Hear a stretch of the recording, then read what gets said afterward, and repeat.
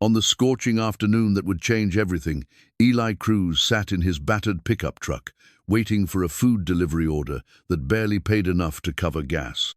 The sun beat down mercilessly on the strip mall parking lot, and sweat beaded on his forehead as he checked his phone for the third time. No messages, no calls from his lawyer about the custody hearing. Just the suffocating weight of another day spent scrambling to make ends meet. Then he heard a sound that cut through the heat like a blade, faint crying, desperate and weak, coming from somewhere nearby. He stepped out of his truck, following the sound to a dark sedan parked 3 spaces away. The windows were rolled up tight, and inside, barely visible through the tinted glass, was a baby girl. Her face was flushed red, her tiny chest heaving with each labored breath. Eli's blood ran cold. He knew exactly what he was looking at, and he knew how little time they had. But would his split-second decision to save her life destroy any chance of saving his own? Before we jump back in, tell us where you're tuning in from, and if this story touches you, make sure you're subscribed, because tomorrow I've saved something extra special for you. The morning had started like every other morning for the past 3 months, with Eli Cruz staring at a stack of bills on his kitchen table, while his 8-year-old son Miguel ate cereal from a mismatched bowl. The apartment was small, just 2 bedrooms in a complex that had seen better decades. But it was clean and filled with the kind of warmth that only comes from a father who knows every inch of his child's world.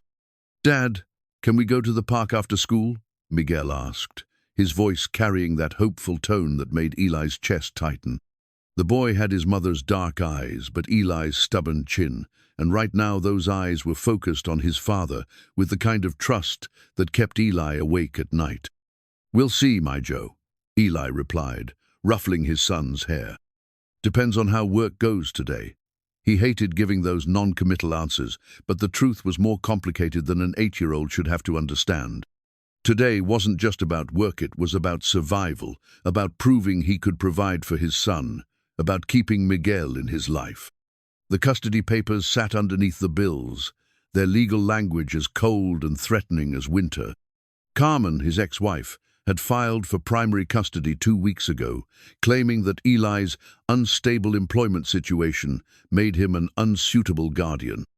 The hearing was set for next week, and every day that passed felt like sand slipping through his fingers. Eli had been laid off from Rodriguez Auto Shop 3 months ago when the owner decided to downsize.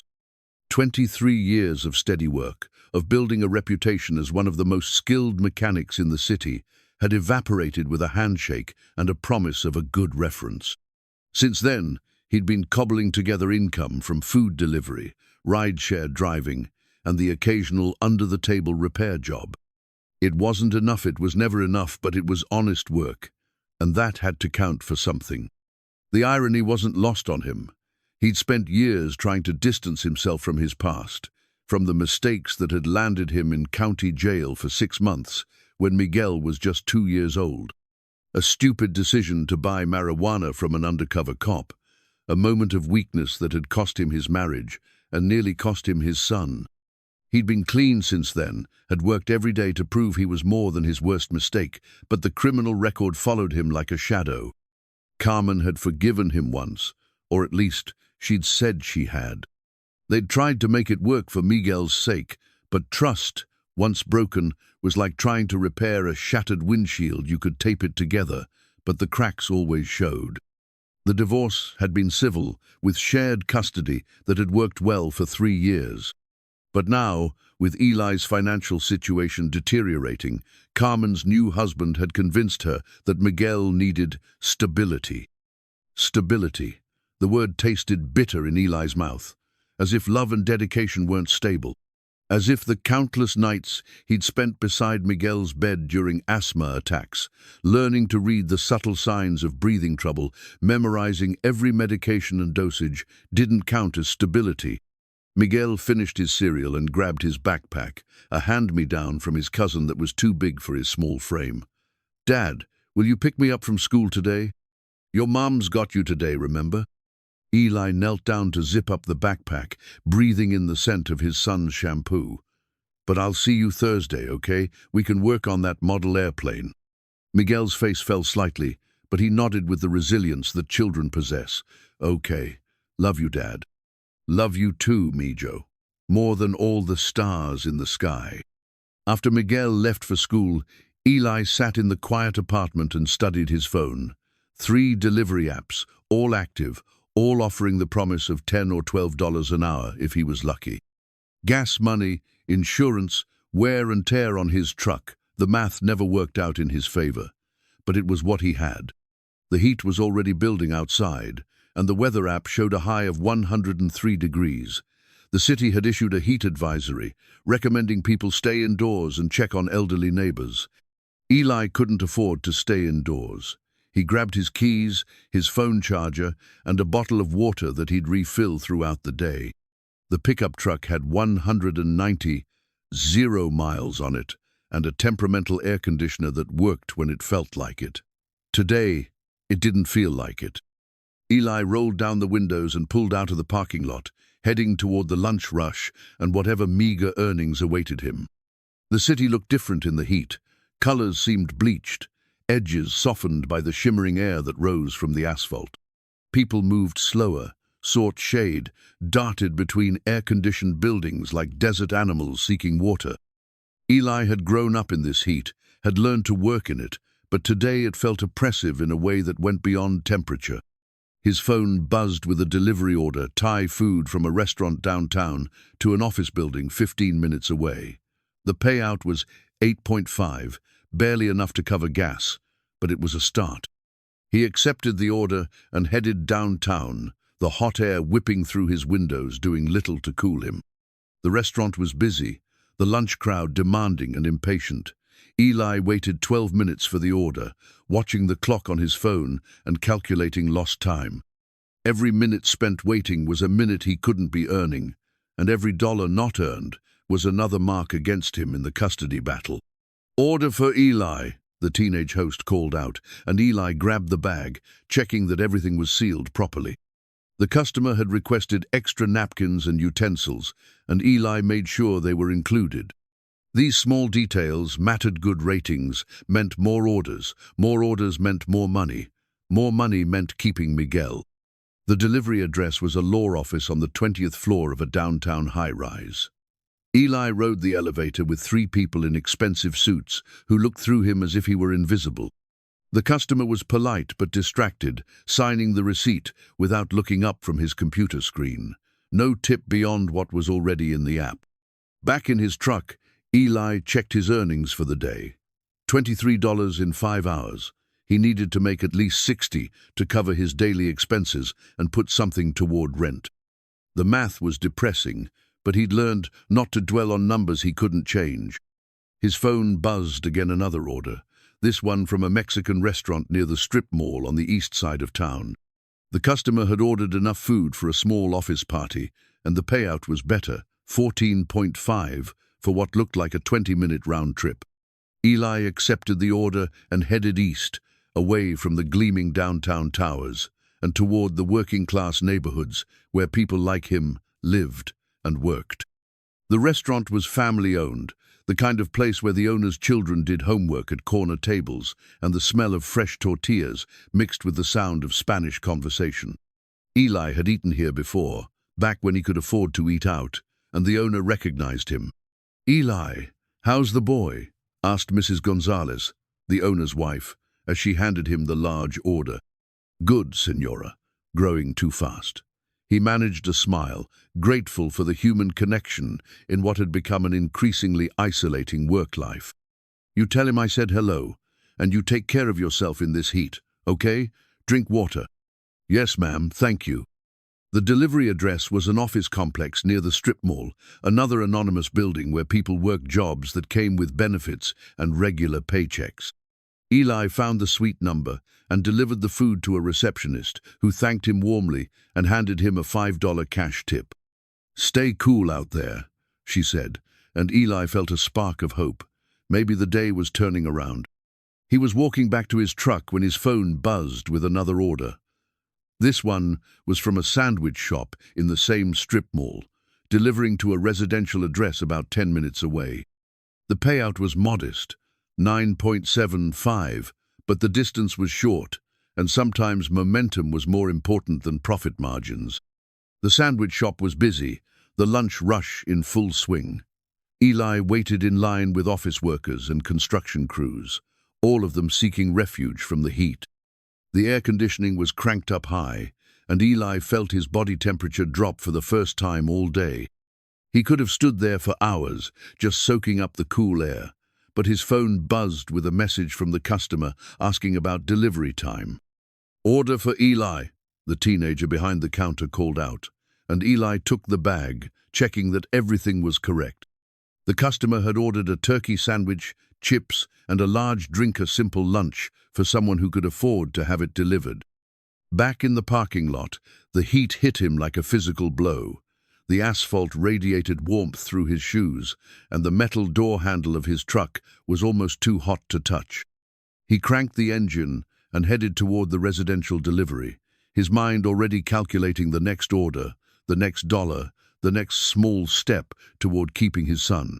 The delivery went smooth, a suburban house, with a well-maintained lawn and a customer who met him at the door with a smile and a cold drink. "Thought you might need this," the man said, handing Eli a bottle of water. "Brutal day to be working outside." "Thank you, sir. I really appreciate it. Stay safe out there." Eli drove back toward the strip mall, the cold water bottle pressed against his forehead. People were good, he reminded himself. Most people understood that everyone was just trying to get by, trying to take care of their families, trying to make it through another day. The custody battle and the financial pressure sometimes made him forget that basic truth. His phone showed 3 more delivery requests, all clustered around the same area. He could knock them out quickly if he was efficient, maybe make another $30 or $40 before the dinner rush started. It wasn't much, but it was progress. Every dollar was progress. The strip mall parking lot was nearly empty, the heat having driven most people indoors. Eli parked near the sandwich shop and accepted the next order, settling in to wait for the food to be ready. The air conditioning in his truck had finally started working, and he allowed himself a moment of relief, a brief respite from the relentless heat. His phone showed a text from Miguel. "Dad, I made an A on my math test," followed by a series of happy face emojis. Eli smiled, typing back, "That's my boy. I'm so proud of you. Can't wait to celebrate Thursday." Thursday, 2 days away. 2 days until he could see his son again, help him with homework, listen to him talk about his day. 2 days until he could remember why he was fighting so hard to keep this life together. The custody papers seemed less threatening when he thought about Miguel's smile, about the trust in those dark eyes that looked so much like his mother's. The sandwich shop door opened, and a teenager walked out carrying a bag with Eli's name on it. He took the order and checked the addresser house about 5 minutes away. Simple delivery, quick turnaround. He was getting into a rhythm now, finding his groove in the heat and the hustle. As he pulled out of the parking lot, Eli caught sight of himself in the rearview mirror.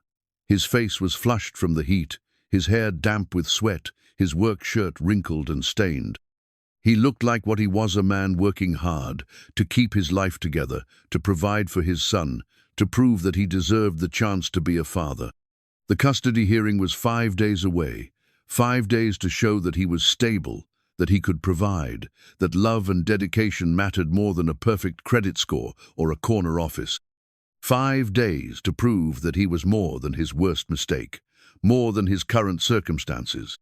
He pulled up to a red light and felt his phone buzz with another order. The cycle would continue: order, pickup, delivery, payment. Mile by mile, dollar by dollar, he was building towards something.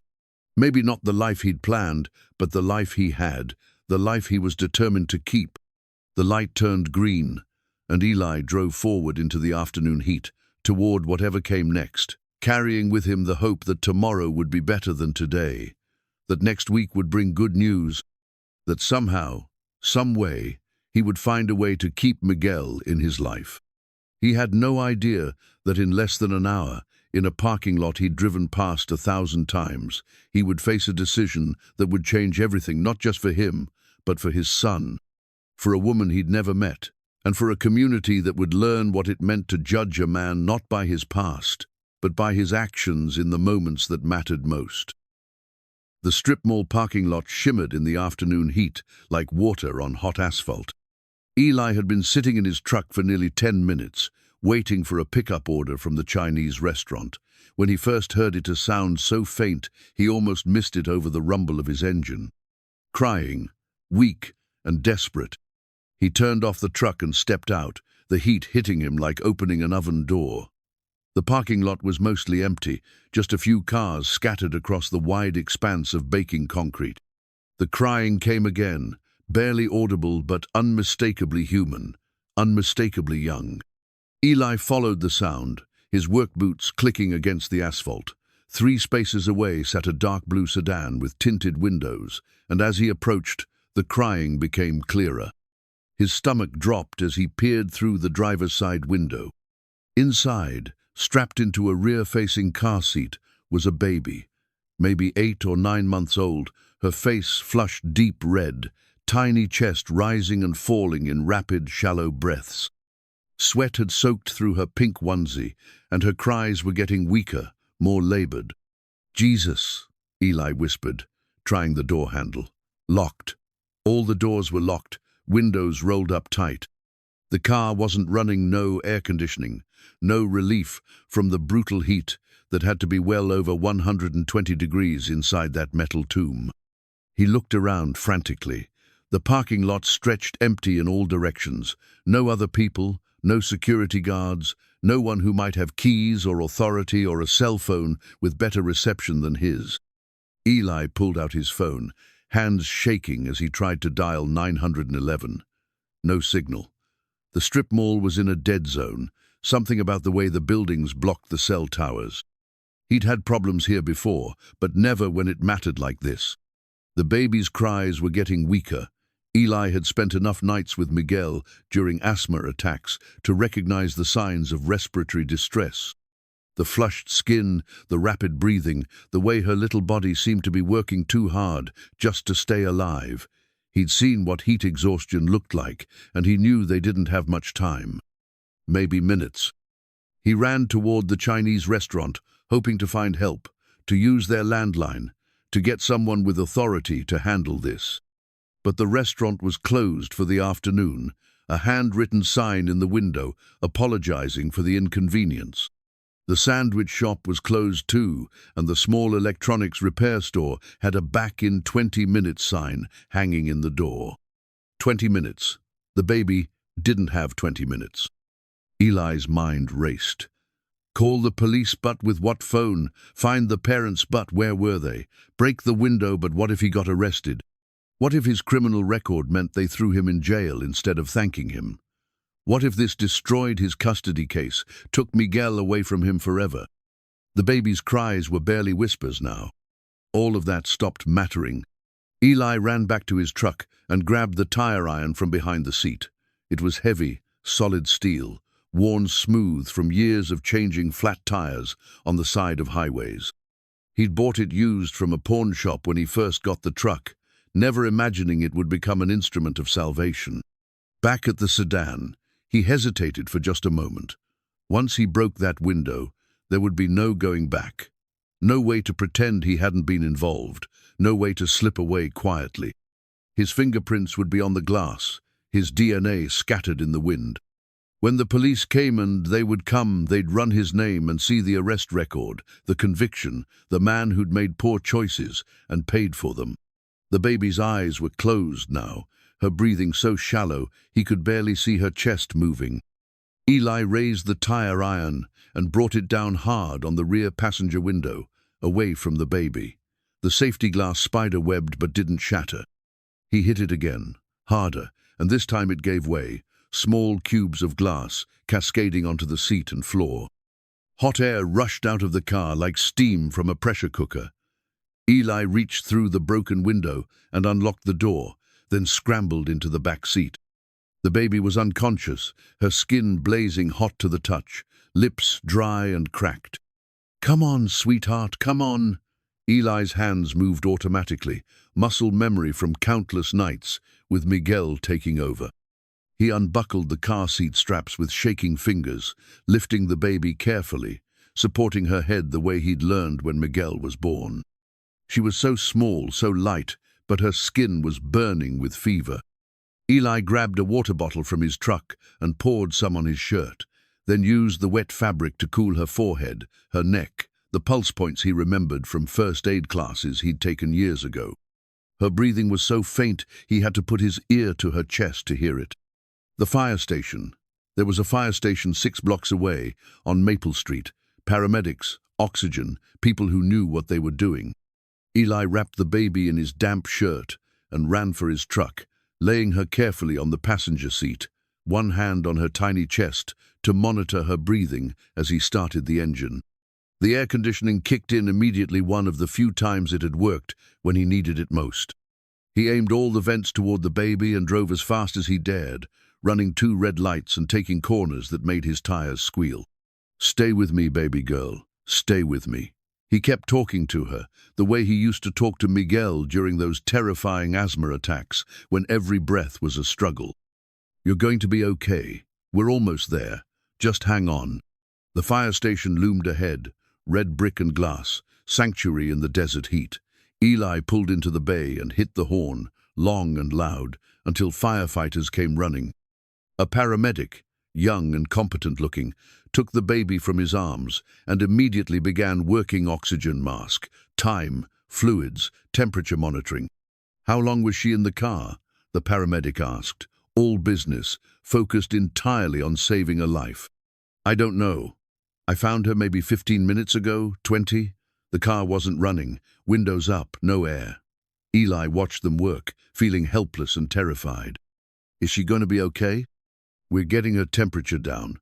Looks like heat exhaustion, but we caught it in time. You did good, man." 5 more minutes and... The paramedic didn't finish the sentence, but Eli understood.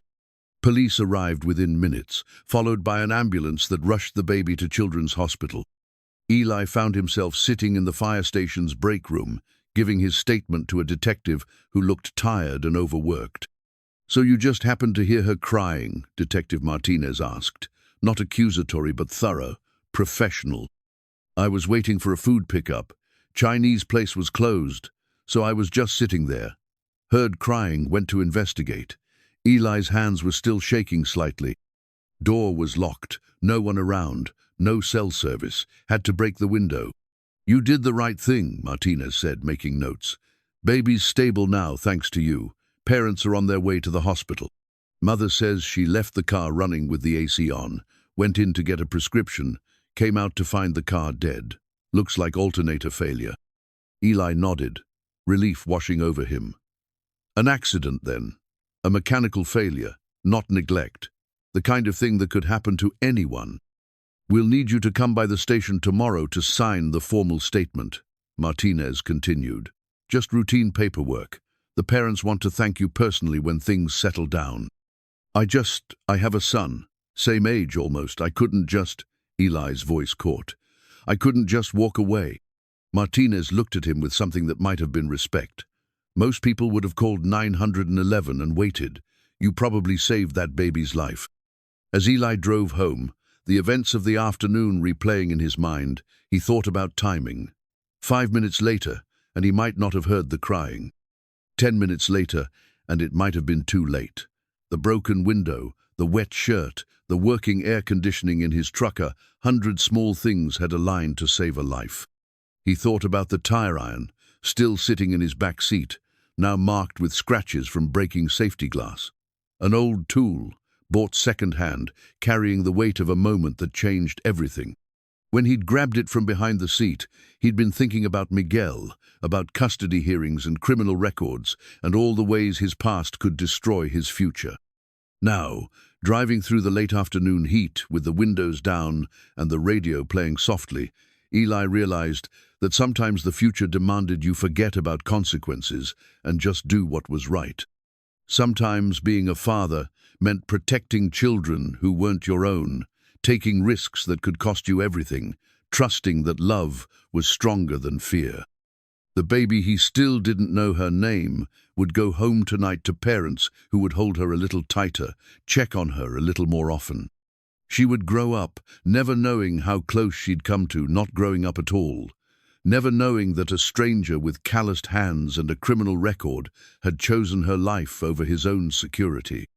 Eli pulled into his apartment complex and sat for a moment in the truck, the engine ticking as it cooled. Tomorrow he would give his statement to the police, answer their questions, hope that his record didn't complicate things. Tomorrow he would go back to delivering food and counting dollars and fighting for his right to raise his son. But tonight he would call Miguel and tell him about the baby. Not all of 8-year-olds didn't need to know about heat exhaustion and near-death experiences, but enough. Enough to let his son know that sometimes being strong meant helping people who couldn't help themselves. That sometimes doing the right thing was scary, but you did it anyway. The tire iron caught the late afternoon sun as Eli lifted it from the truck bed, its steel surface reflecting light like a mirror. Such a simple tool, designed for changing tires and basic repairs. Now it carried the weight of a life saved, a moment when everything changed, a choice that would ripple forward in ways Eli couldn't yet imagine. He tucked it back behind the seat, knowing he'd probably never look at it the same way again. Some tools became more than tools. Some moments became more than moments. Some strangers stopped being strangers the instant you decided their life mattered as much as your own. Eli woke up to the sound of his phone buzzing incessantly on the nightstand. 7:15 in the morning, and the notifications were coming in faster than he could read them. Missed calls from numbers he didn't recognize, text messages from his ex-wife, and app notifications from social media platforms he barely used. "Dad?" Miguel's voice called from the kitchen. "Your phone's been going crazy all morning." Eli stumbled out of bed, still wearing yesterday's work clothes. He'd been too exhausted to change after getting home, too emotionally drained from the afternoon's events, to do anything but collapse into an uneasy sleep filled with dreams of crying babies and shattered glass. "Just people trying to sell us stuff, Mijo," he called back, but even as he said it, he knew that wasn't true. The sheer volume of notifications suggested something bigger, something he wasn't prepared for. Miguel was at the kitchen table eating cereal, his backpack ready for school, homework completed and organized the way Eli had taught him. Responsible, self-sufficient qualities that came from living with a single father who worked multiple jobs. At 8 years old, Miguel already understood that mornings were rushed, that Dad was always checking his phone for the next delivery order, the next chance to earn a few dollars. "Dad, you're on TV," Miguel said casually, spooning cereal into his mouth. Eli's blood went cold. "What?" Miguel pointed at his tablet, where a local news website was displaying a video with the headline, "Local man saves baby from hot car." The thumbnail showed a grainy image of Eli's truck in the strip mall parking lot, and beside it, a clearer photo that looked like it had been pulled from his social media account. "How did they?" Eli grabbed the tablet and watched in growing horror as amateur cell phone footage played on the screen.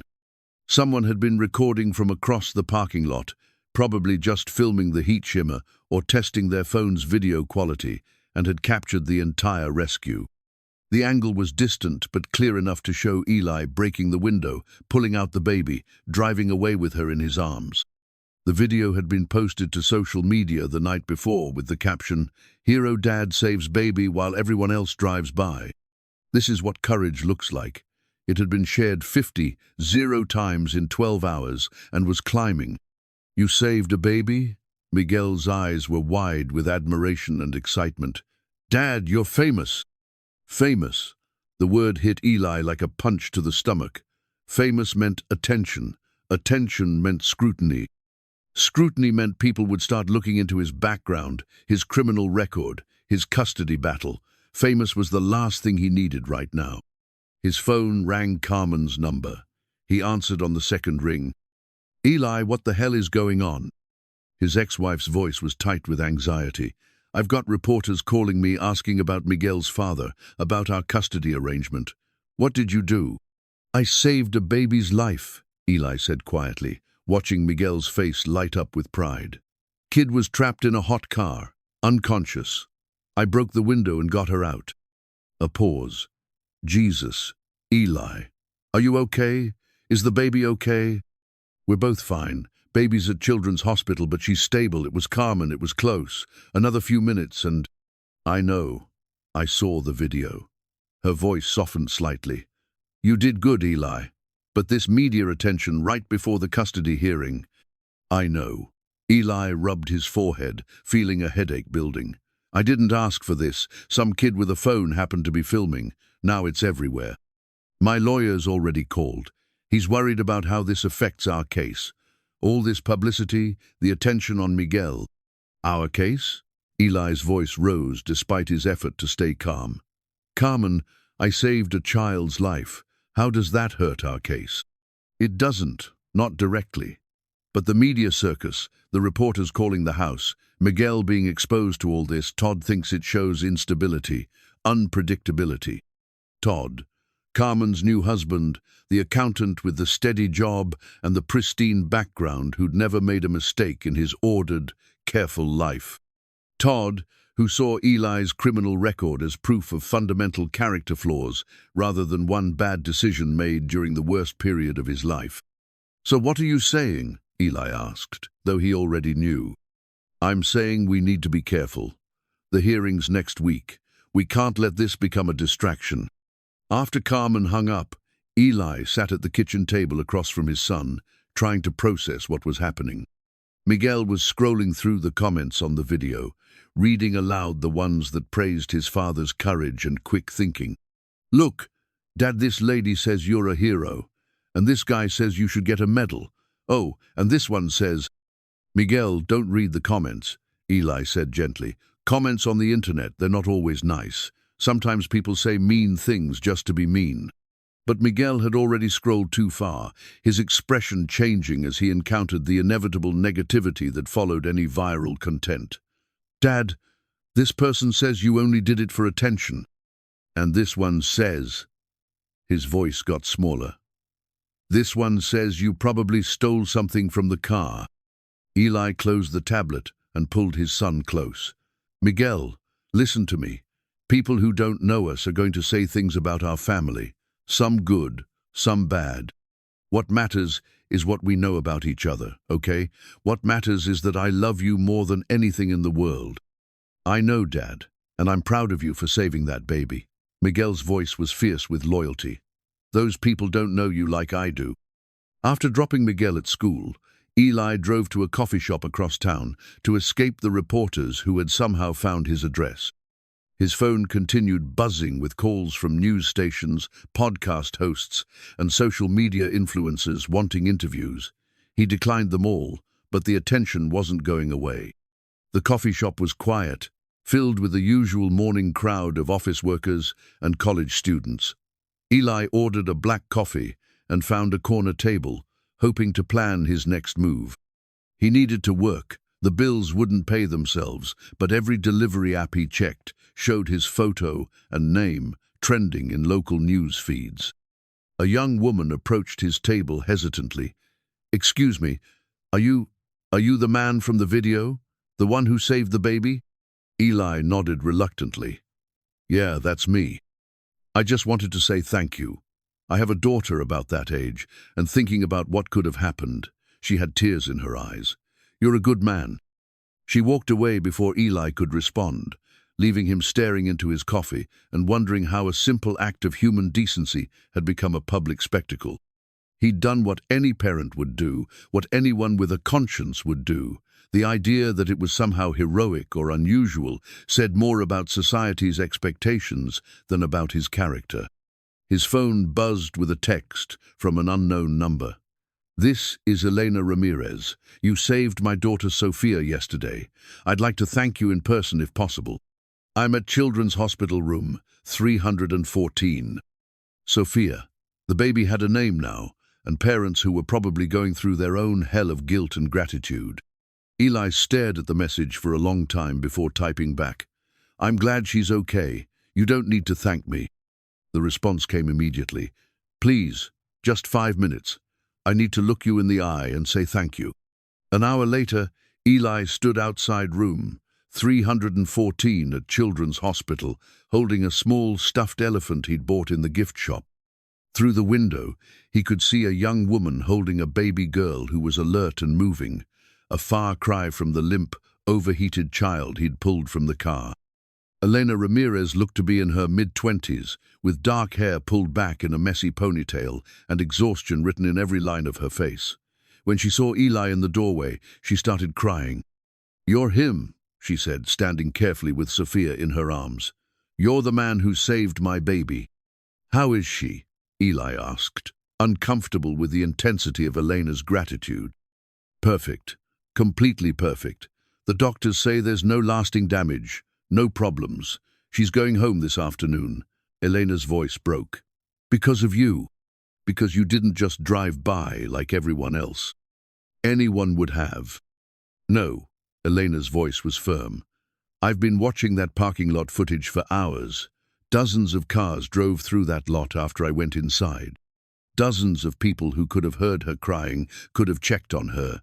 You're the only one who stopped." Sophia gurgled happily in her mother's arms, reaching for the stuffed elephant Eli offered. She looked like any healthy baby, bright eyes, chubby cheeks, completely unaware of how close she'd come to not being there at all. "The car just died," Elena continued. "I left it running with the AC on while I ran in to get her prescription. 2 minutes, maybe 3.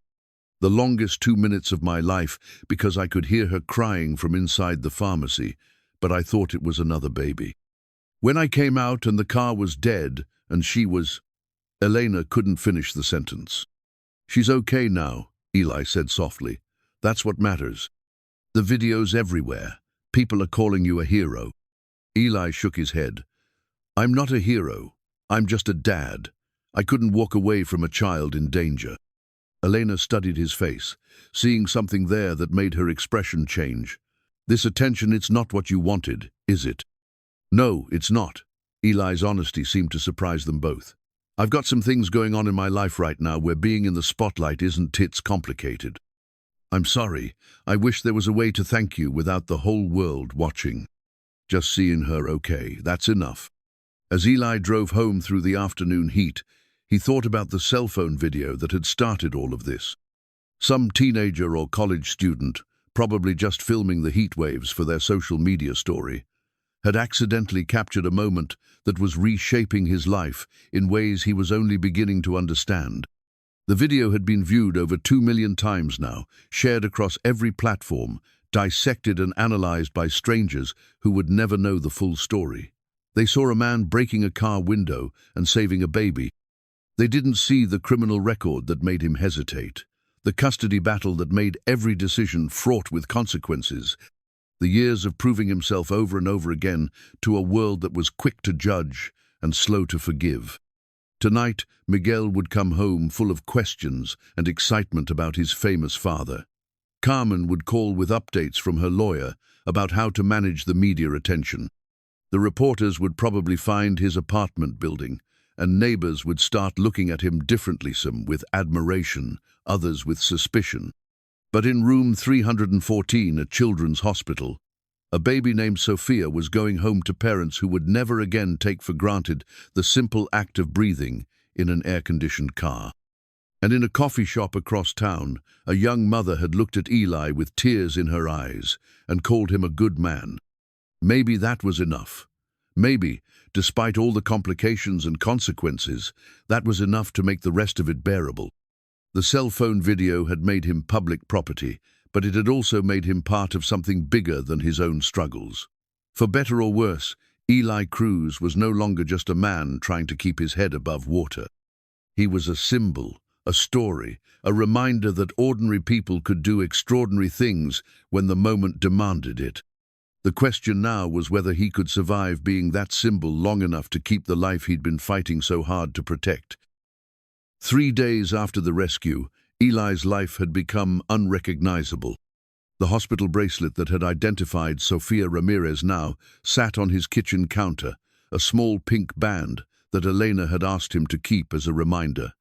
"She's alive because of you," Elena had said when she pressed it into his hands. "Don't ever forget that." But forgetting was the least of Eli's problems. Remembering and dealing with everyone else's memories was proving to be far more challenging. The reporters had found his apartment building. They clustered in the parking lot like vultures, approaching anyone who looked like they might know him. Mrs. Patterson from 2B had given an impromptu interview about what a quiet, hard-working young man Eli was, while Mr. Kowalski had muttered something about wanting to be left alone before slamming his door in a journalist's face. Miguel was eating up the attention. At school, he'd become a minor celebrity himself, the son of the man who saved the baby. His teacher had called to say the other children were fascinated by the story, and Miguel was clearly enjoying his newfound status. But Eli could see the confusion behind his son's excitement, the way Miguel kept asking when things would go back to normal. Normal was a relative concept now. Eli's delivery work had become impossible. Every restaurant he walked into, people recognized him. Some wanted selfies, others wanted to buy him coffee, and a few looked at him with the kind of suspicion reserved for people who suddenly appeared in the news. The constant interruptions meant his earnings had dropped to almost nothing, which was exactly the wrong time for his income to disappear. Carmen had called twice in the past day, each conversation more strained than the last. Her lawyer was concerned about the media circus. Her husband, Todd, was uncomfortable with Miguel being in the spotlight. The custody hearing was in 4 days, and instead of preparing his case, Eli was fielding interview requests and trying to avoid cameras. "This isn't what I wanted," Eli told Elena when she called to check on him. They developed an unlikely friendship in the wake of the rescue, bonded by the shared experience of having their lives turned upside down by a few minutes of viral video. "I know," Elena said. "I'm so sorry. I never expected when I posted that thank you message on social media. I thought maybe a few friends would see it. I didn't know it would get picked up by the news." Elena's own post a heartfelt thank you with a photo of Sophia healthy and smiling had added fuel to the viral fire. The story now had a face, a happy ending, a perfect narrative that news outlets couldn't resist. Local stations had run features. National morning shows had called. Someone had started a GoFundMe to help the hero dad that Eli hadn't asked for and didn't want. "It's not your fault," Eli assured her. "You were just being grateful. I would have done the same thing. Still, if there's anything I can do..." "Actually," Eli found himself saying, "there might be. The custody hearing's Friday. If you'd be willing to write a character reference, just something simple about, of course, anything you need." That afternoon, Eli met his lawyer, David Kim, at a small cafe across town where they were less likely to be recognized. David was young, overworked, and handling Eli's case mostly pro bono because he believed in giving people second chances. Today, he looked worried. "This media attention is a double-edged sword," David said, spreading papers across the small table. "On one hand, you're being portrayed as a hero. On the other hand, Carmen's lawyer is arguing that you're seeking attention, that you're unstable, that Miguel shouldn't be exposed to this kind of chaos." "I didn't seek anything," Eli protested. "I was just doing what any parent would do." "I know that. You know that. But the court sees a man whose life has been turned upside down, whose daily routine has been disrupted, whose son is being followed by cameras. From a custody perspective, that's not ideal." Eli stared at his untouched coffee. "So saving a child's life is going to cost me my son. Not if I can help it. But we need to be strategic. Elena's character reference will help. And I've been thinking maybe we can turn this narrative around. Instead of being the man whose life was disrupted, you become the man who stepped up when it mattered, a role model, the kind of father any child would be lucky to have." "That's not who I am, David. I'm just..." "You're just what? A guy who saw a child in danger and risked his own future to save her. A man who's worked 3 jobs to support his son. A father who's never missed a custody exchange, never been late with child support, never failed to show up when Miguel needed him." Eli looked up, surprised by the passion in his lawyer's voice. "Eli, your criminal record is 6 years old. One mistake, one bad decision, and you've spent every day since then proving it was an aberration. You think Carmen's new husband would have broken that window? You think most people would have? That evening, Eli sat with Miguel in their small living room, working on homework, while the local news played in the background. Miguel was struggling with long division, and Eli was working through the problems with him when the story came on. "And here's an update on our local hero story," the anchor said cheerfully. "The man who saved baby Sophia from a hot car earlier this week has been identified as Eli Cruz, a 34-year-old delivery driver and single father. Cruz, who has a previous conviction for drug possession, acted quickly when he heard the infant crying in a locked vehicle during Tuesday's heat wave." Miguel looked up sharply. "Dad, what's a conviction?" Eli's heart sank. This was the conversation he'd been dreading, the one he'd planned to have with Miguel when he was older, when he could better understand the complexities of human mistakes and redemption. "It means I made a bad choice a long time ago, before you were really old enough to remember," Eli said carefully. "I got in trouble with the police, and I had to go to jail for a while." "Jail?" Miguel's eyes were wide. "Like where bad guys go?" "Sometimes good people make bad choices, Mijo. It doesn't make them bad people forever. I made a mistake. I paid for it. And I learned from it. But that's why some people might say mean things about our family now." Miguel processed this information with the seriousness that 8-year-olds bring to revelations about their parents' imperfections. "But you saved Sophia. That's good, right?" "Yes, that's good. But some people will focus on the mistake instead of the good things. That's why we have to be strong and remember what we know about each other." The phone rang Carmen again. Eli sent it to voicemail, not wanting to interrupt this moment with his son. But Miguel noticed. "Is Mom calling about the jail thing?" "Mom's worried about you, about all the attention we're getting. She wants to make sure you're okay." "I am okay. I'm proud of you, Dad. You saved a baby." That night, after Miguel was asleep, Eli listened to Carmen's voicemail. Her voice was tight with anxiety. "Eli, we need to talk. Todd saw the news story. He's saying things about Miguel being exposed to negative publicity, about your past being dredged up. My lawyer wants to meet tomorrow. Please call me back." Eli deleted the message and stared at Sophia's hospital bracelet on the counter. Such a small thing, a piece of plastic and paper that had connected a baby to her medical care. Now it sat in his kitchen like a talisman, a reminder that sometimes doing the right thing came with a price. His phone buzzed with a text from Elena. "Saw the news story. I'm so sorry they brought up your past. For what it's worth, your past doesn't define you. Your actions do. And your actions saved my daughter." Another text followed immediately. "I wrote that character reference, sent it to your lawyer. If you need me to testify, just ask." Eli looked around his small apartment at Miguel's school papers, stuck to the refrigerator with magnets, at the model airplane they'd been building together, at the photos of father and son at ball games and birthday parties and ordinary moments that made up a life. This was what he was fighting for. Not public recognition or media attention, but the right to keep being Miguel's father, to keep building model airplanes and helping with homework and being there when his son needed him. The hospital bracelet caught the light from the kitchen lamp, its pink plastic almost translucent. Sophia Ramirez would grow up, never knowing how close she'd come to not growing up at all. But Eli would remember.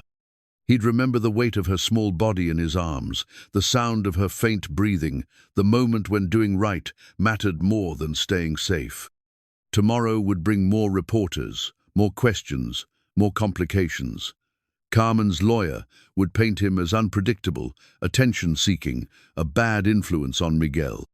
The custody hearing would determine whether a moment of heroism would cost him the most important thing in his life. But tonight, in the quiet of his apartment with his son sleeping safely in the next room, Eli held that hospital bracelet and knew that regardless of what happened in court, he'd made the right choice. Some things were more important than consequences. Some moments demanded that you forget about protecting yourself and focus on protecting others. The bracelet was proof that Sophia Ramirez had been real, that her life had been in danger, that breaking that window had mattered. Whatever came next, Eli would carry that knowledge with him. In a world that seemed increasingly focused on self-preservation and avoiding risk, he'd chosen to act. He'd chosen to care about a stranger's child as much as his own safety. That had to count for something. It had to mean something. And if the system couldn't see the difference between a man who made one mistake and a man who saved a life when it mattered most, then maybe the problem wasn't with Eli Cruz. Maybe the problem was with a system that valued appearance over action, safety over service, perfection over humanity. The hospital bracelet sat on his counter like a small beacon of hope, reminding him that sometimes the right choice was also the only choice. And sometimes, when you chose to break windows instead of walking away, you discovered what kind of man you really were. Dr. Sarah Chen first noticed Eli Cruz in the emergency room waiting area at 3 in the morning, 4 days after the rescue. She was pulling a double shift in the pediatric unit when she saw him pacing by the vending machines, still wearing his work clothes, worry etched deep in his face. She recognized him immediately from the viral video that had been making rounds among hospital staff. "Excuse me," she said, approaching carefully. "Aren't you the man who saved the baby in the parking lot?" Eli looked up, startled. "Yeah, that's me. My Sonny's having an asthma attack. They're treating him now," but his voice was tight, with the kind of controlled panic that Sarah had seen in thousands of parents over her 15 years as a pediatric nurse. "Miguel Cruz, room 7? Sarah had seen the chart. "He's going to be okay. Dr. Patterson is excellent with asthma cases. Your son's responding well to the nebulizer treatments. You know about how do you know his name?" "I checked when I saw you out here. Professional curiosity." Sarah studied Eli's face, noting the exhaustion and stress that went beyond tonight's emergency. "I watched the video of you with baby Sophia. What you did, the way you handled her cooling, the positioning, the immediate transport, that wasn't luck. You knew exactly what you were doing." Eli rubbed his forehead. "Miguel's had asthma since he was 3. I've learned to recognize the signs, the treatments. Too many nights like this. That's what I mean. When I saw the footage, I thought it was just a good Samaritan who happened to be in the right place. But watching how you handled that baby, you have medical intuition. Natural instincts that most people don't possess." Before Eli could respond, a doctor emerged from room 7. "Mr. Cruz, Miguel's doing much better. We want to keep him for observation for a few hours, but he's stable. You can go in and see him." Sarah watched Eli disappear into the room, noting how his entire demeanor changed the moment he saw his son was safe. Through the partially open door, she could hear him talking softly to Miguel, explaining what the machines were doing, reassuring him with the practiced ease of a parent who'd been through this many times. 20 minutes later, Sarah found herself back in the waiting area during her break. Eli was there again, having left Miguel sleeping under the watchful eye of the night nurse. "Thank you," he said when he saw her, "for checking on him, for letting me know he was okay. The not knowing, that's the worst part." "How long has he had severe asthma?" "Since he was little. Environmental triggers, stress, temperature changes. The heat wave we've been having makes it worse." Eli sat heavily in one of the plastic chairs. "Nights like this, I feel like I'm failing him, like I should be able to prevent it somehow." Sarah sat across from him, studying his face in the harsh fluorescent light. "You know what I see when I look at you? A father who knows his son's condition better than most medical professionals. A man who can read breathing patterns, who knows when to use an inhaler and when to call 911, who stays calm under pressure because his child's life depends on it." "I don't feel calm. The best parents never do, but you function in spite of the fear. That's what makes you good at this." Sarah paused, making a decision that would change both their lives. "I've been following the news coverage about you, about the custody hearing." Eli's expression darkened. "Yeah, well, apparently saving a kid's life makes you unfit to raise your own kid. At least according to some people.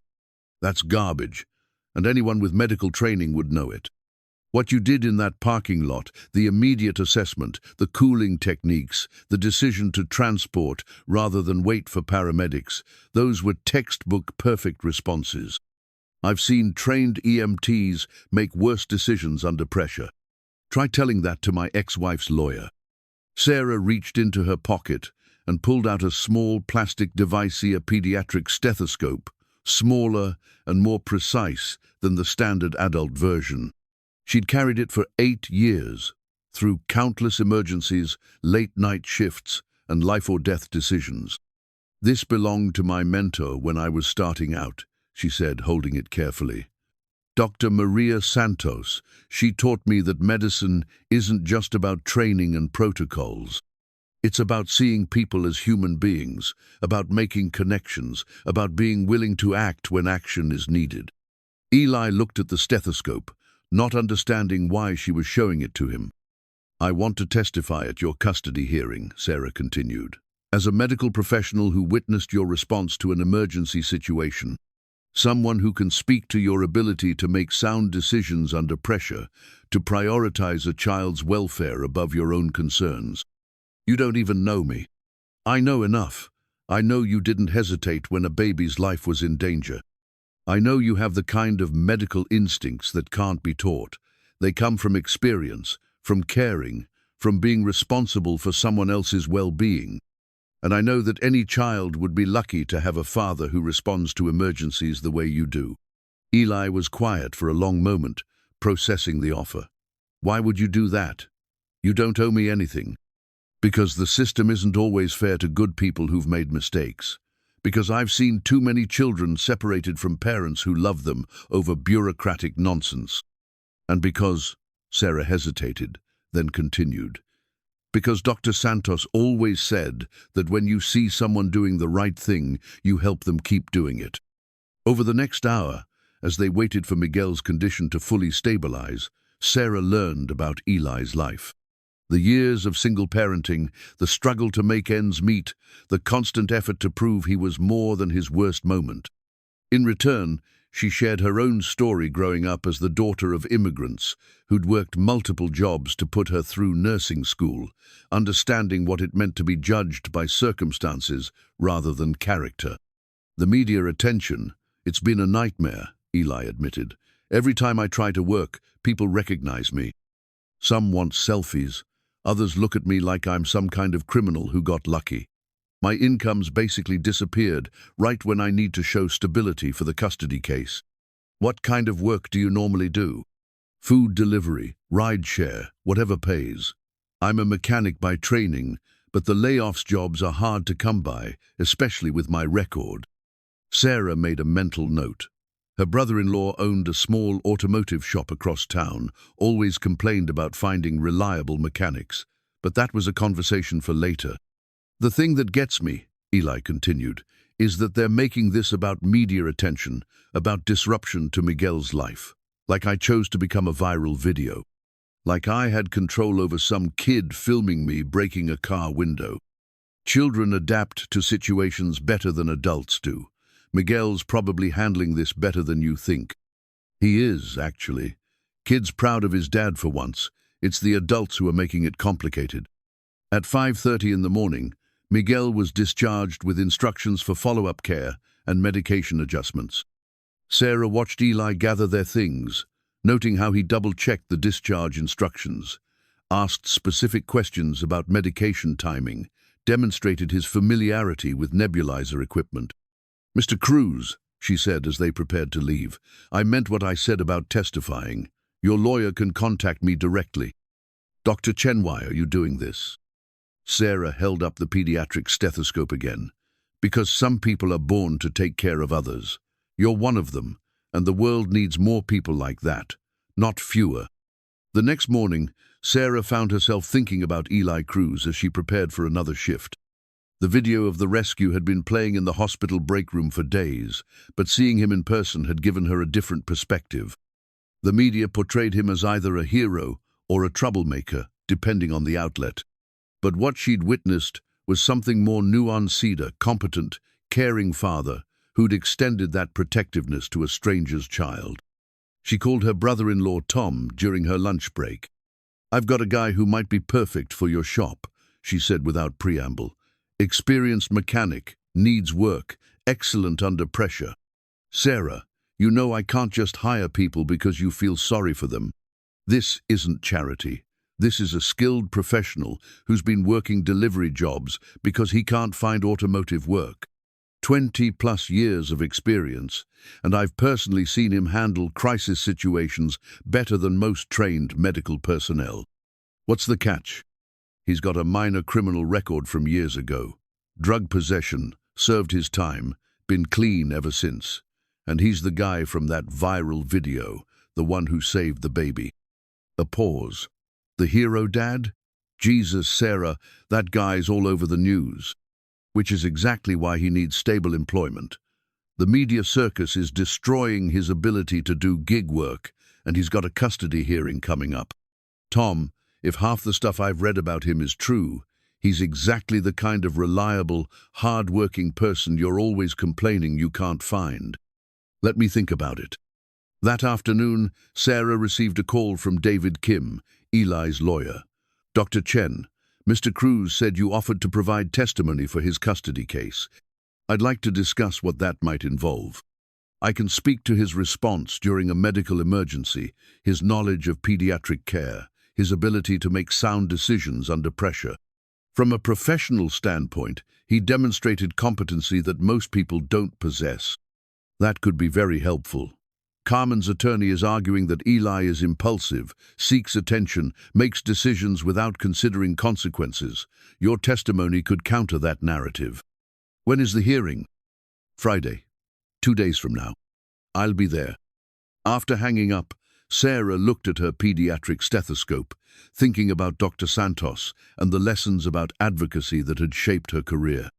Sometimes being a healthcare professional meant more than treating patients. Sometimes it meant standing up for people whose only crime was caring too much about others' well-being. That evening, Sarah drove past the strip mall where the rescue had occurred. The parking lot looked ordinary in the afternoon light, just another piece of urban landscape where people conducted their daily business. But she knew that for Eli Cruz, this place would always be significant. The spot where he'd chosen to risk his own future for a stranger's child, where a moment of moral clarity had complicated his entire life. Her phone buzzed with a text from Tom. "Bring your mechanic friend by the shop tomorrow. No promises, but I'll talk to him." Sarah smiled, thinking about connections and interventions, about the way one person's willingness to help could ripple outward in unexpected directions. Dr. Santos had always said that medicine was ultimately about human relationships, the bonds between caregiver and patient, the trust that allowed healing to happen, the network of support that kept communities healthy. Maybe what Eli Cruz needed wasn't just legal testimony or job opportunities. Maybe what he needed was to understand that doing the right thing hadn't isolated him. It connected him to people who recognized courage when they saw it, who understood that character was measured not by perfection, but by action, in moments that mattered. The pediatric stethoscope in her pocket seemed to pulse with possibility, a reminder that sometimes the tools of healing extended far beyond medical equipment. Sometimes they included testimony in courthouse, job referrals, and the simple act of recognizing goodness when it appeared in unexpected forms. Friday's hearing would determine whether Eli kept his son. But regardless of that outcome, Sarah knew that her stethoscope and everything it represented about caring for others would be part of a larger story about what it meant to stand up for people who'd stood up for others. The courthouse steps were crowded with reporters and cameras when Eli arrived for his custody hearing Friday morning. He'd tried to enter through a side entrance, but David Kim had insisted they face the media directly. "Running makes you look guilty," his lawyer had said. "We walk in the front door like we have nothing to hide." Miguel's inhaler sat heavy in Eli's pocket, a familiar weight that had provided comfort during countless stressful moments over the years. The small blue device had become as essential to him as his wallet or Kisa tool that could mean the difference between his son breathing easily or fighting for air. Today, carrying it felt like carrying a piece of Miguel himself into battle. "Mr. Cruz, how do you feel about today's hearing?" A reporter thrust a microphone toward his face as he climbed the courthouse steps. "I feel confident that the truth will come out," Eli replied, the words David had coached him to say. "I'm a good father, and I'm fighting for my son." Inside the courthouse, the familiar smell of floor wax and bureaucracy hit him. Carmen was already there with her lawyer, Todd, and her parents. She looked nervous, avoiding eye contact when Eli entered the room. Todd sat rigid beside her, his expression a mixture of disapproval and discomfort with the media attention their family was receiving. Judge Margaret Holloway presided, a woman in her early 60s with silver hair and the kind of stern expression that came from 20 years of family court decisions. She'd seen every type of custody dispute, every argument about what constituted a child's best interests. Today, she would decide whether Eli's moment of heroism proved his fitness as a father or demonstrated the kind of impulsive behavior that made him unsuitable to raise Miguel. Carmen's lawyer, Robert Brennan, opened with a methodical attack on Eli's character. "Your Honor, while Mr. Cruz's recent actions may appear heroic to some, they demonstrate a pattern of impulsive decision-making that has characterized his adult life. 6 years ago, he was convicted of drug possession. Today, he places himself at the center of a media circus that has disrupted the stable home environment Miguel needs." Brennan was good at his job painting Eli as a well-meaning but fundamentally unreliable man whose good intentions couldn't overcome poor judgment. He presented evidence of Eli's inconsistent income, his criminal record, and the recent media attention as proof that Miguel would be better served living primarily with Carmen and Todd. "Mr. Cruz works multiple low-paying jobs with irregular schedules," Brennan continued. "He has no health insurance, no stable housing arrangement, and now finds himself unable to work due to the publicity he's generated. This is not the stable environment an 8-year-old child requires." David Kim's opening was more passionate but less polished. "Your Honor, we're here today because a good man made a split-second decision to save a child's life, and somehow that's being used against him in a custody proceeding. Eli Cruz didn't seek publicity. He didn't stage a rescue for social media. He heard a baby crying and acted with the kind of parental instinct that every child deserves to have protecting them. The first witness was Dr. Patricia Yates, a child psychologist Carmen's team had retained to evaluate Miguel's living situation. She testified about the importance of stability, routine, and protection from media exposure for children Miguel's age. While Mr. Cruz clearly loves his son, Dr. Yates said, "Love alone isn't sufficient to provide the stable environment a child needs. The recent upheaval in their lives, the media attention, the financial instability, these factors create stress that can be harmful to a child's development."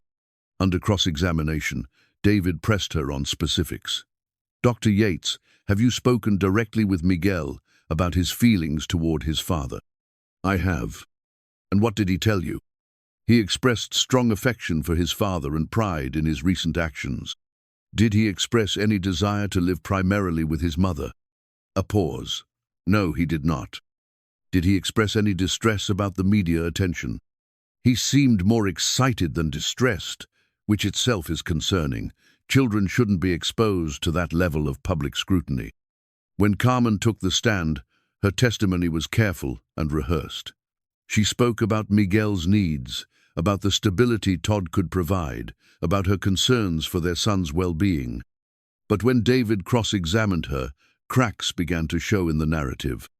"Carmen, in the 6 years since your divorce, has Eli ever missed a custody exchange?" "No." "Has he ever been late with child support?" "No." "Has he ever failed to respond appropriately to Miguel's medical emergencies?" Carmen hesitated. "No. He's always been good with Miguel's asthma." "Better than good, wouldn't you say? In fact, isn't it true that you call Eli first whenever Miguel has breathing problems, even during your custody time?" "He knows the signs better than I do." "Why do you think that is?" "He's had more practice, I guess. Miguel's asthma was worse when he was younger, and Eli had him more often during the night episodes. So when you say Eli lacks stability, you're not talking about his commitment to Miguel's well-being, are you? You're talking about his job situation. Yes. And if Eli had stable employment, would that address your primary concern? Carmen's lawyer objected, but the question had already done its work. It was clear that Carmen's objections weren't about Eli's parenting, but about his economic circumstances that could change with opportunity. The courtroom drama intensified when Todd took the stand. Carmen's new husband was articulate and professional, describing the stable home he could provide, the opportunities his income would create for Miguel. But David's cross-examination revealed something else. "Mr. Williams, have you discussed adoption with Carmen? We've talked about what's best for Miguel." "That's not what I asked. Have you specifically discussed legally adopting Miguel?" "We've considered it. Even though Miguel has a living, involved father who's never given up his parental rights, if it's in Miguel's best interests." "Who decides what's in Miguel's best interests? You or Miguel?" "The court, obviously." "Have you asked Miguel if he wants you to adopt him?" A long pause. "No." "Have you asked Miguel what he wants regarding custody?" "Children that age don't always know what's best for them. But they know what they want, don't they, Mr. Williams?" The tension in the courtroom was palpable when Miguel himself was called to speak with the judge. It was unusual for a child his age to testify, but Judge Holloway had decided to hear from him directly. Miguel sat in the witness chair, looking small but determined, wearing the dress shirt Eli had bought him for school picture day. "Miguel," Judge Holloway said gently, "I want you to know that whatever you say here won't hurt anyone's feelings, okay? I just want to understand what you think about your living situation." "Okay. How do you feel about living with your dad?" "I love living with my dad. He takes good care of me, especially when I can't breathe good. He knows all my medicines and how to use the machines." "How do you feel about your mom and Todd?" "I love Mom too, and Todd's nice, but my dad needs me." "What do you mean by that?" Miguel thought carefully. "Dad works really hard to take care of me. Sometimes he's tired, but he never complains. And when I saw him save that baby, I was proud because I knew he would do that for any kid, not just me. That's the kind of dad he is." Judge Holloway's expression softened slightly. "Miguel, if you could choose where to live, what would you choose?" "With my dad, but I still want to see Mom and Todd too. My dad needs me more than they do." During a brief recess, Eli found himself in the hallway with Carmen. For the first time in days, they were alone without lawyers or cameras or reporters. "Miguel's testimony," Carmen began, then stopped. "He's a smart kid," Eli said quietly. "He sees more than we think he does. I never wanted to take him away from you, Eli. Todd thinks stability means financial security, routine, predictability. When this whole media thing started, when your past came up again, I understand why you're worried. But Carmen, that kid in there, he's not worried about my bank account or my criminal record. He's worried about whether I'll be there when he needs me. And I will be. I always have been." Carmen nodded, tears beginning to form. "I know. I've always known that." The afternoon session brought Dr. Sarah Chen to the witness stand. She was calm, professional, and unshakable under questioning. Her testimony about Eli's medical competence during the rescue was compelling, but it was her observations about his parenting that carried real weight. "I've worked in pediatric emergency medicine for 15 years, Dr. Chen testified. "I've seen hundreds of parents in crisis situations. Mr. Cruz demonstrated the kind of medical knowledge and decision-making ability that comes only from extensive experience caring for a child with chronic health issues. His response to both Sophia's emergency and his son's asthma attack showed someone who prioritizes children's well-being above all other considerations." Under cross-examination, Brennan tried to undermine her testimony. "Dr. Chen, isn't it true that you only met Mr. Cruz once during a stressful situation?" "I met him twice. Once after he saved Sophia, and again when his son was in our emergency room. Both times, I observed him making sound medical decisions under pressure. But you're not qualified to assess his overall fitness as a parent, are you? I'm qualified to assess his ability to respond appropriately to medical emergencies involving children. And I can say without reservation that any child would be fortunate to have someone with his knowledge and instincts caring for them. Elena Ramirez testified via video link, holding Sophia while she spoke. Her testimony was brief, but powerful, a mother's gratitude for the man who'd saved her daughter's life, and her bewilderment that such an action could be used against him in family court. "Mr. Cruz didn't know my daughter," Elena said, her voice steady despite her tears. "He didn't know me. He had every reason to drive away and avoid getting involved. But he chose to act because a child was in danger. That tells you everything you need to know about his character." As the day wore on, Eli found himself reaching into his pocket repeatedly, feeling for Miguel's inhaler. The familiar shape was reassuring, a reminder of all the nights he'd stayed awake listening to his son breathe. All the times he'd made split-second decisions about when to medicate and when to seek emergency care.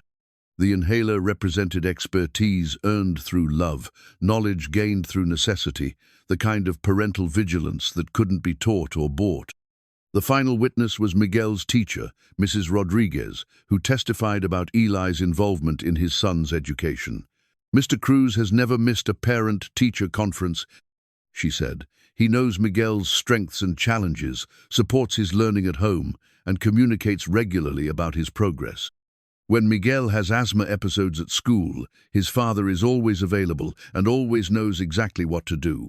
During closing arguments, both lawyers made their final appeals. Brennan focused on stability and financial security, arguing that love wasn't enough if it couldn't provide consistent support. David focused on the bond between father and son, the expertise Eli had developed as Miguel's primary caregiver, and the injustice of punishing a man for saving a child's life. "Your Honor," David concluded, "this case isn't really about economics or media attention or past mistakes. It's about what kind of father Miguel needs and what kind of father Eli Cruz has proven himself to be.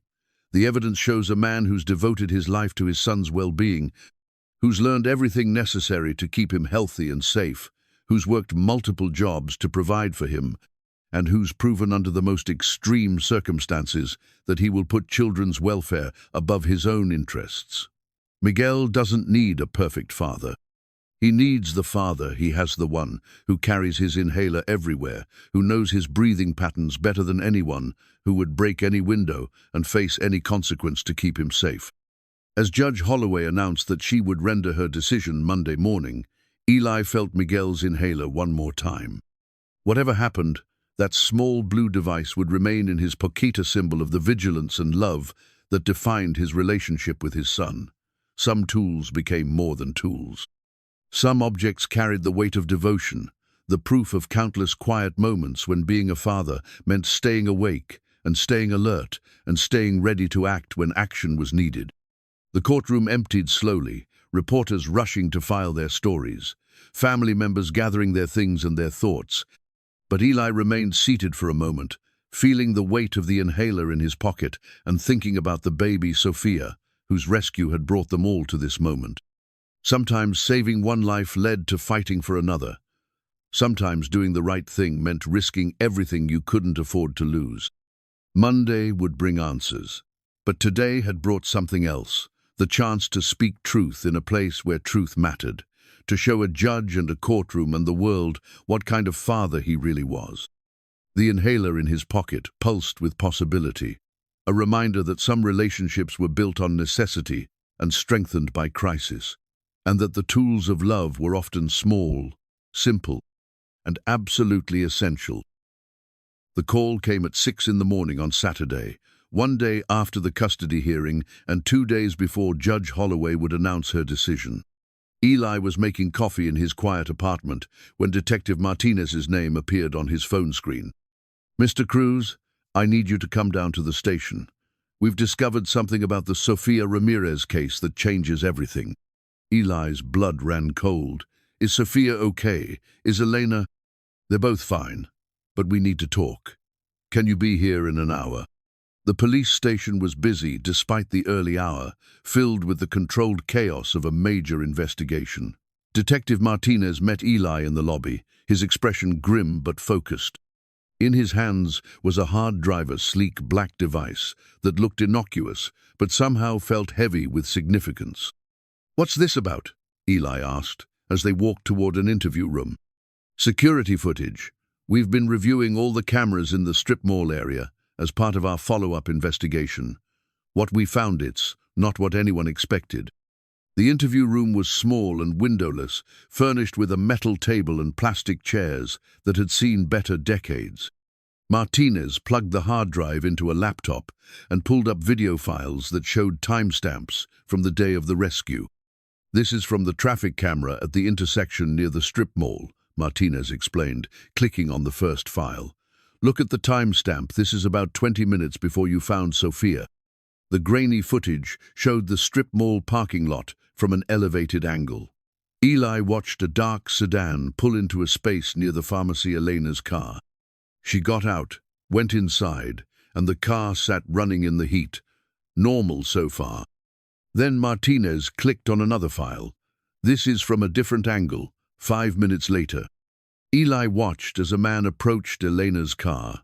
He was tall, wearing a baseball cap and sunglasses, moving with purpose. The man spent several minutes at the vehicle, appearing to work on something near the engine compartment. Then he walked away, disappearing from the camera's range. "Who is that?" Eli asked, though he was beginning to understand. "Carlos Mendoza, Elena's ex-boyfriend, the one she's been trying to get away from for the past 8 months. Martinez pulled up another file. "This is the parking lot security camera, better angle." This footage was clearer, showing Mendoza using what looked like tools to tamper with Elena's car. He opened the hood, worked for several minutes, then closed it and walked away. The car continued running for about 10 more minutes before suddenly dying. "He killed the engine," Eli said, pieces falling into place. "He sabotaged her car." "That's not all." Martinez clicked on yet another file. "This is from after Elena went inside to get Sophia's prescription. Watch what Mendoza does next." The footage showed Mendoza returning to the car, this time focusing on the doors. He appeared to be jamming the locks, ensuring they couldn't be opened from the outside. Then he retreated to a position across the parking lot, where he waited and watched. He was there the whole time, Eli realized with growing horror. He was watching her try to get into the car, watching Sophia. He was waiting for Elena to panic, to call for help, to become completely dependent on him to save her daughter. Classic abuser pattern create a crisis. Then position yourself as the savior. Martinez showed Eli the final piece of footage, Mendoza's reaction when Eli appeared. The man had stepped forward initially, apparently planning to rescue Sophia himself. But when Eli broke the window and took the baby, Mendoza had retreated, eventually leaving the area entirely. "This wasn't an accident," Eli said, the full scope of what had happened settling over him. "This was attempted murder." That's exactly what this was. Mendoza knew that car would become a death trap in this heat.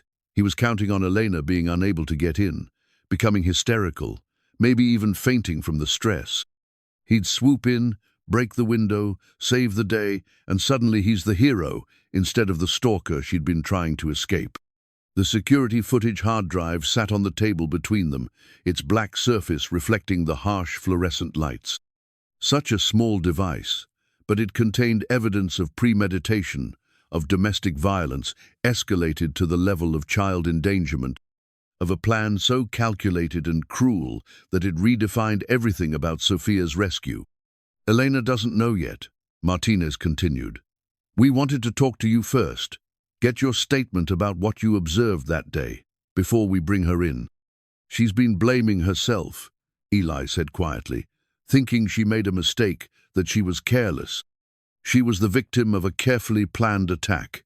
And you," Martinez looked at Eli with something approaching awe, "you didn't just save a baby from heat exhaustion.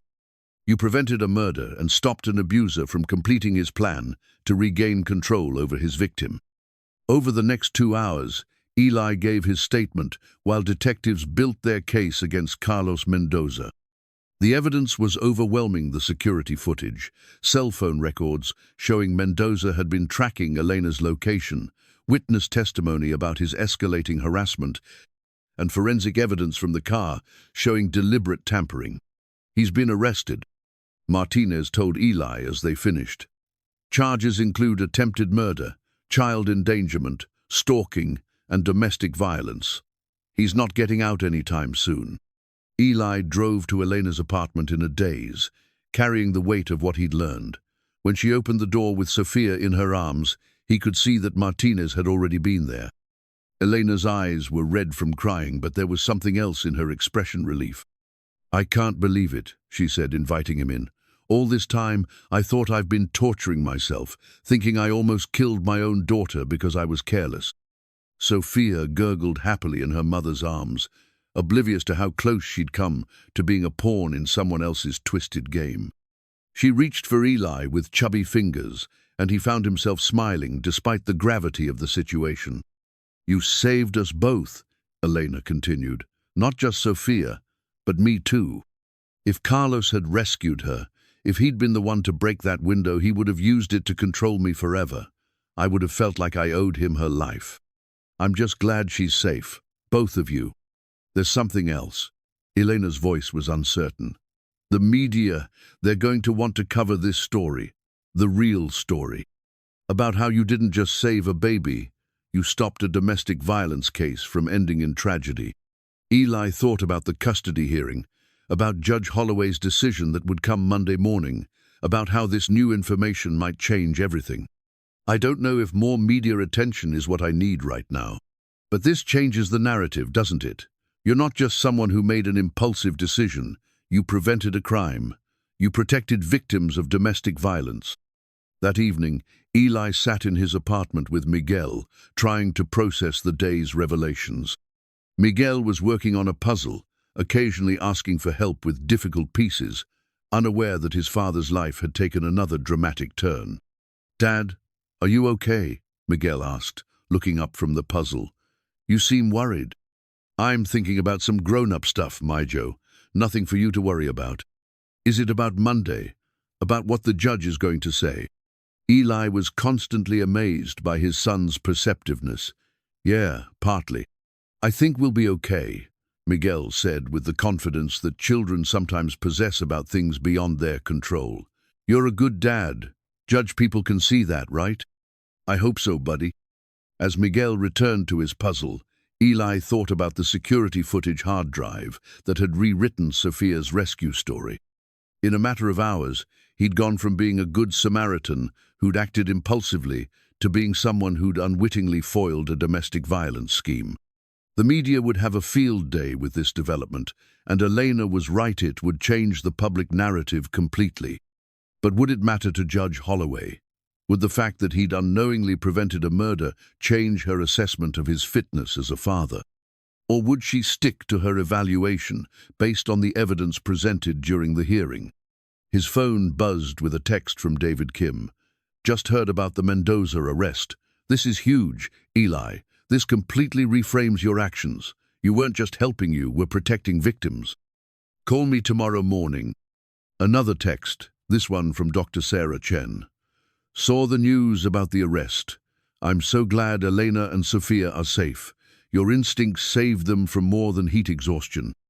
As the weekend progressed, news of Mendoza's arrest and the domestic violence angle began spreading through social media and local news outlets. The story that had started as "Local Man Saves Baby" was evolving into something more complex. "Hero Prevents Domestic Violence Murder Plot."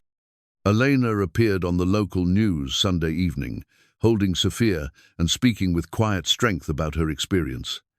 "Eli Cruz didn't just save my daughter's life," she said, looking directly into the camera. "He saved us both from a man who would have used that rescue to control and manipulate us. I can never repay that debt." The interview showed Elena as she really was not a careless mother who'd made a dangerous mistake, but a domestic violence survivor who'd been targeted by her abuser in the most calculating way possible. The sympathy and support that poured in was overwhelming, and by extension, it elevated Eli's actions from good citizenship to something approaching heroism. Sunday night, Eli couldn't sleep. He lay in bed thinking about timing and consequences, about how a moment of moral clarity had revealed layers of complexity he'd never imagined. The security footage hard drive had contained more than evidence, it had contained truth that recontextualized everything. Monday morning arrived, grey and humid, with the promise of another scorching day. Eli dressed carefully for court, choosing the same shirt he'd worn to the original hearing. Miguel hugged him goodbye with extra tightness, somehow understanding that today would determine their future together. The courthouse was even more crowded than it had been Friday, with reporters who'd followed the Mendoza story eager to see how it would affect the custody decision. Eli made his way through the crowd, with David Kim, noting Carmen's surprised expression when she saw the media turnout. Judge Holloway entered the courtroom with the same stern composure she'd shown throughout the proceedings, but there was something different in her demeanor, gravity, that suggested she understood the weight of her decision. "Before I announce my ruling," Judge Holloway began, "I want to address the new information that has come to light since Friday's hearing. The arrest of Carlos Mendoza and the revelation that Sophia Ramirez was the victim of a domestic violence attack rather than accidental endangerment does not change the evidence presented in this custody case. However, it does provide additional context for Mr. Cruz's actions that day." Eli's heart pounded as he waited for her verdict.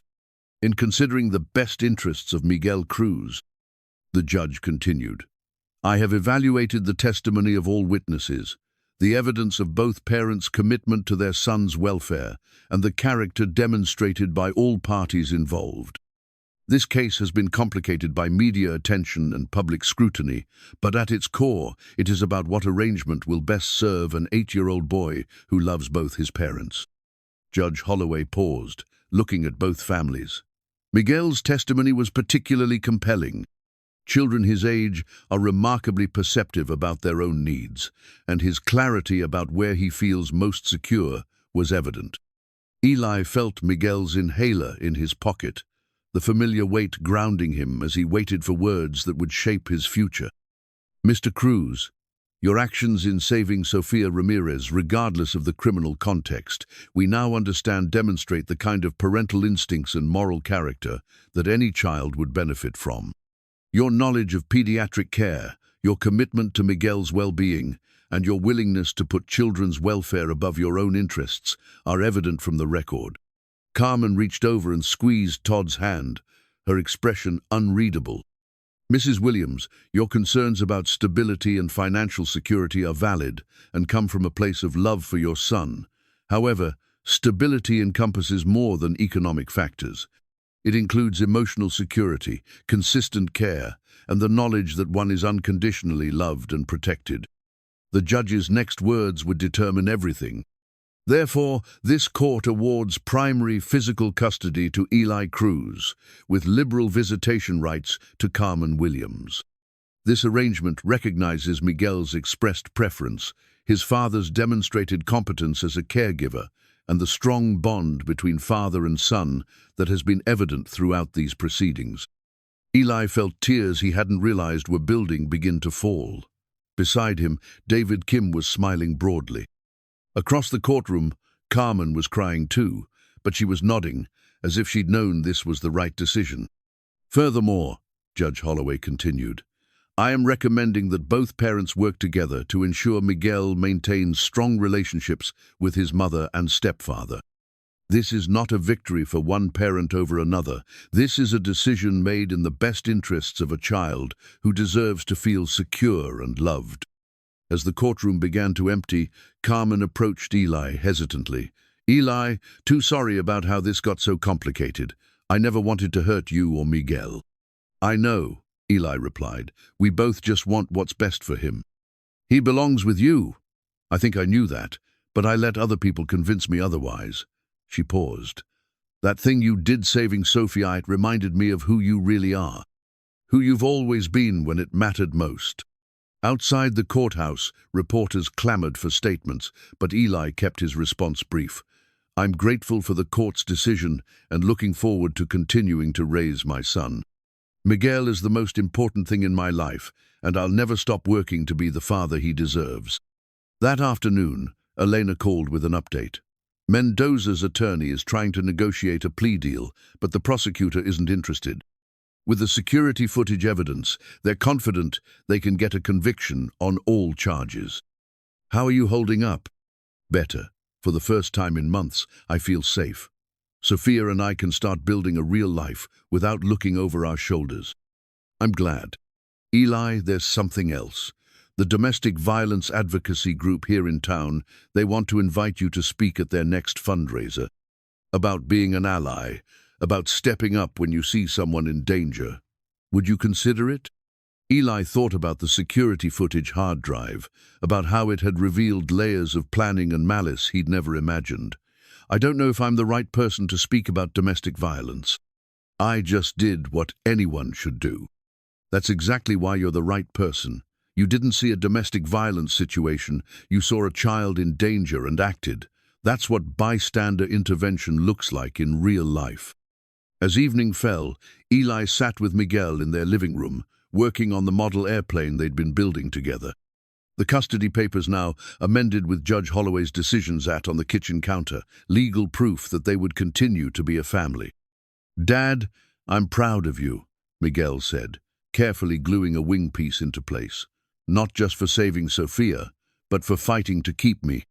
You never have to worry about that, Maijo. I'll always fight for you." "I know. That's why I wasn't scared, even when the reporters were asking all those questions."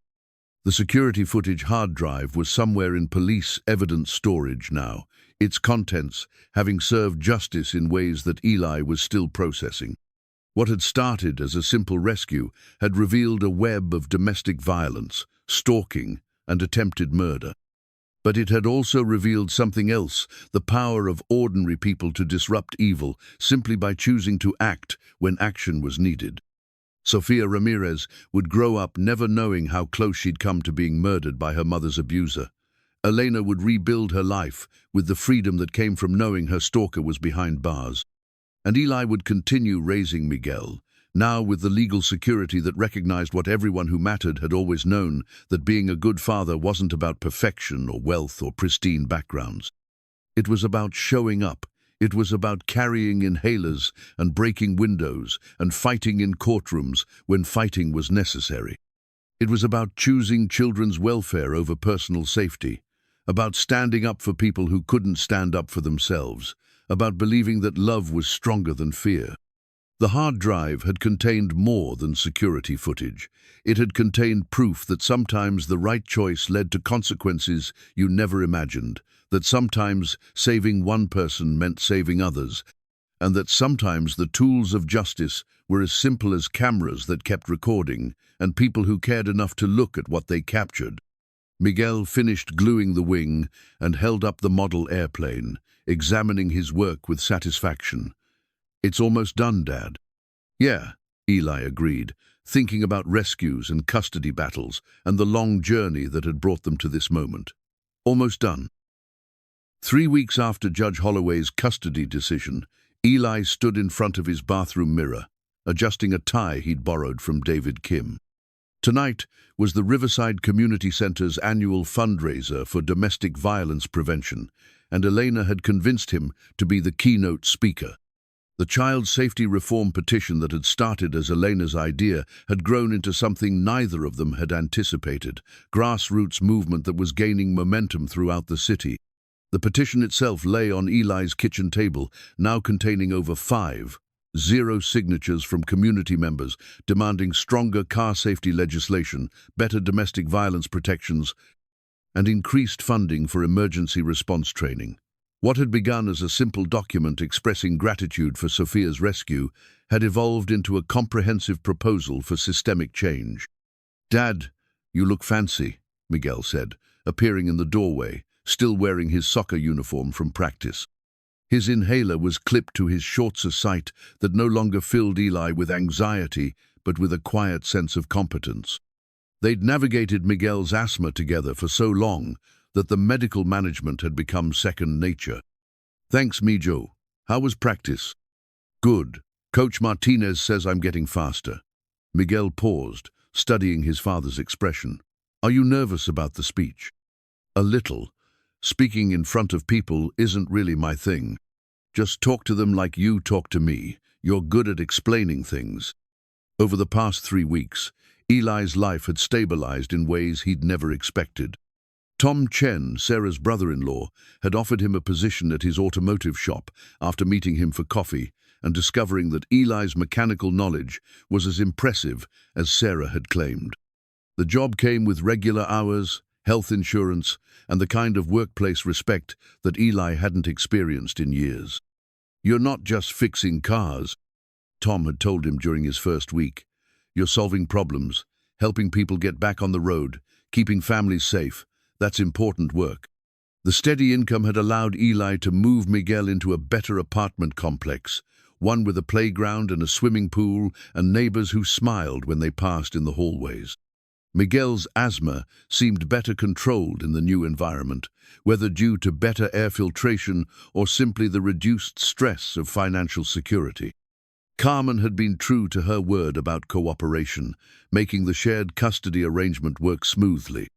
She'd even begun attending some of Miguel's soccer games with Todd, the 4 of them functioning as an unconventional but peaceful extended family.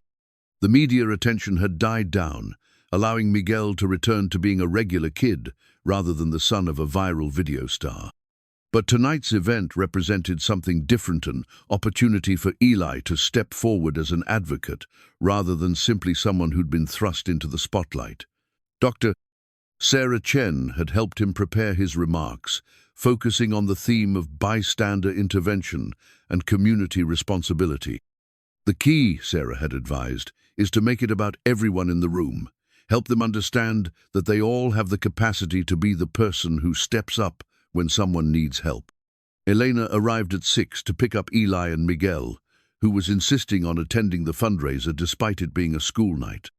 She looked different than she had during those first traumatic days, stronger, more confident, with the bearing of someone who'd survived something terrible and decided to use that survival to help others. "Ready?" she asked as they climbed into her car. Sophia was in her car seat, babbling happily and reaching for a stuffed elephant that had become her favorite Toya twin, to the one Eli had brought to the hospital. "Ready as I'll ever be." The community center was packed, with over 200 people filling the main hall. Eli recognized faces from the past month reporters who'd covered the story, neighbors from his old apartment complex, parents from Miguel's school, and dozens of strangers who'd been following the development of their advocacy campaign. Dr. Sarah Chen was there with her husband and teenage daughter, waving from a table near the front. Tom from the auto shop had brought several of his employees, introducing Eli to people as the best mechanic we've hired in years, rather than the guy from the video. David Kim sat with his own family, beaming with the pride of a lawyer who'd won an important case. But the most surprising presence was Carmen and Todd, who'd arrived early and chosen seats in the middle of the auditorium. When Eli caught Carmen's eye, she smiled and gave him a thumbs-up gesture that reminded him of the woman he'd fallen in love with years ago, before their relationship had been complicated by his mistakes and their different visions for the future. The evening began with remarks from Maria Santos, the director of the Riverside Domestic Violence Prevention Center, who explained the growing need for community-based intervention programs. She spoke about the statistics, the number of women and children affected by domestic violence, the role that bystanders could play in preventing escalation, and the importance of supporting survivors as they rebuilt their lives. Elena spoke next, holding Sophia while she addressed the crowd. Her testimony was powerful and personal, describing months of escalation that had culminated in Carlos Mendoza's plan to endanger Sophia as a way of reasserting control. The audience was silent as she explained how the rescue had saved not just her daughter's life, but her own future.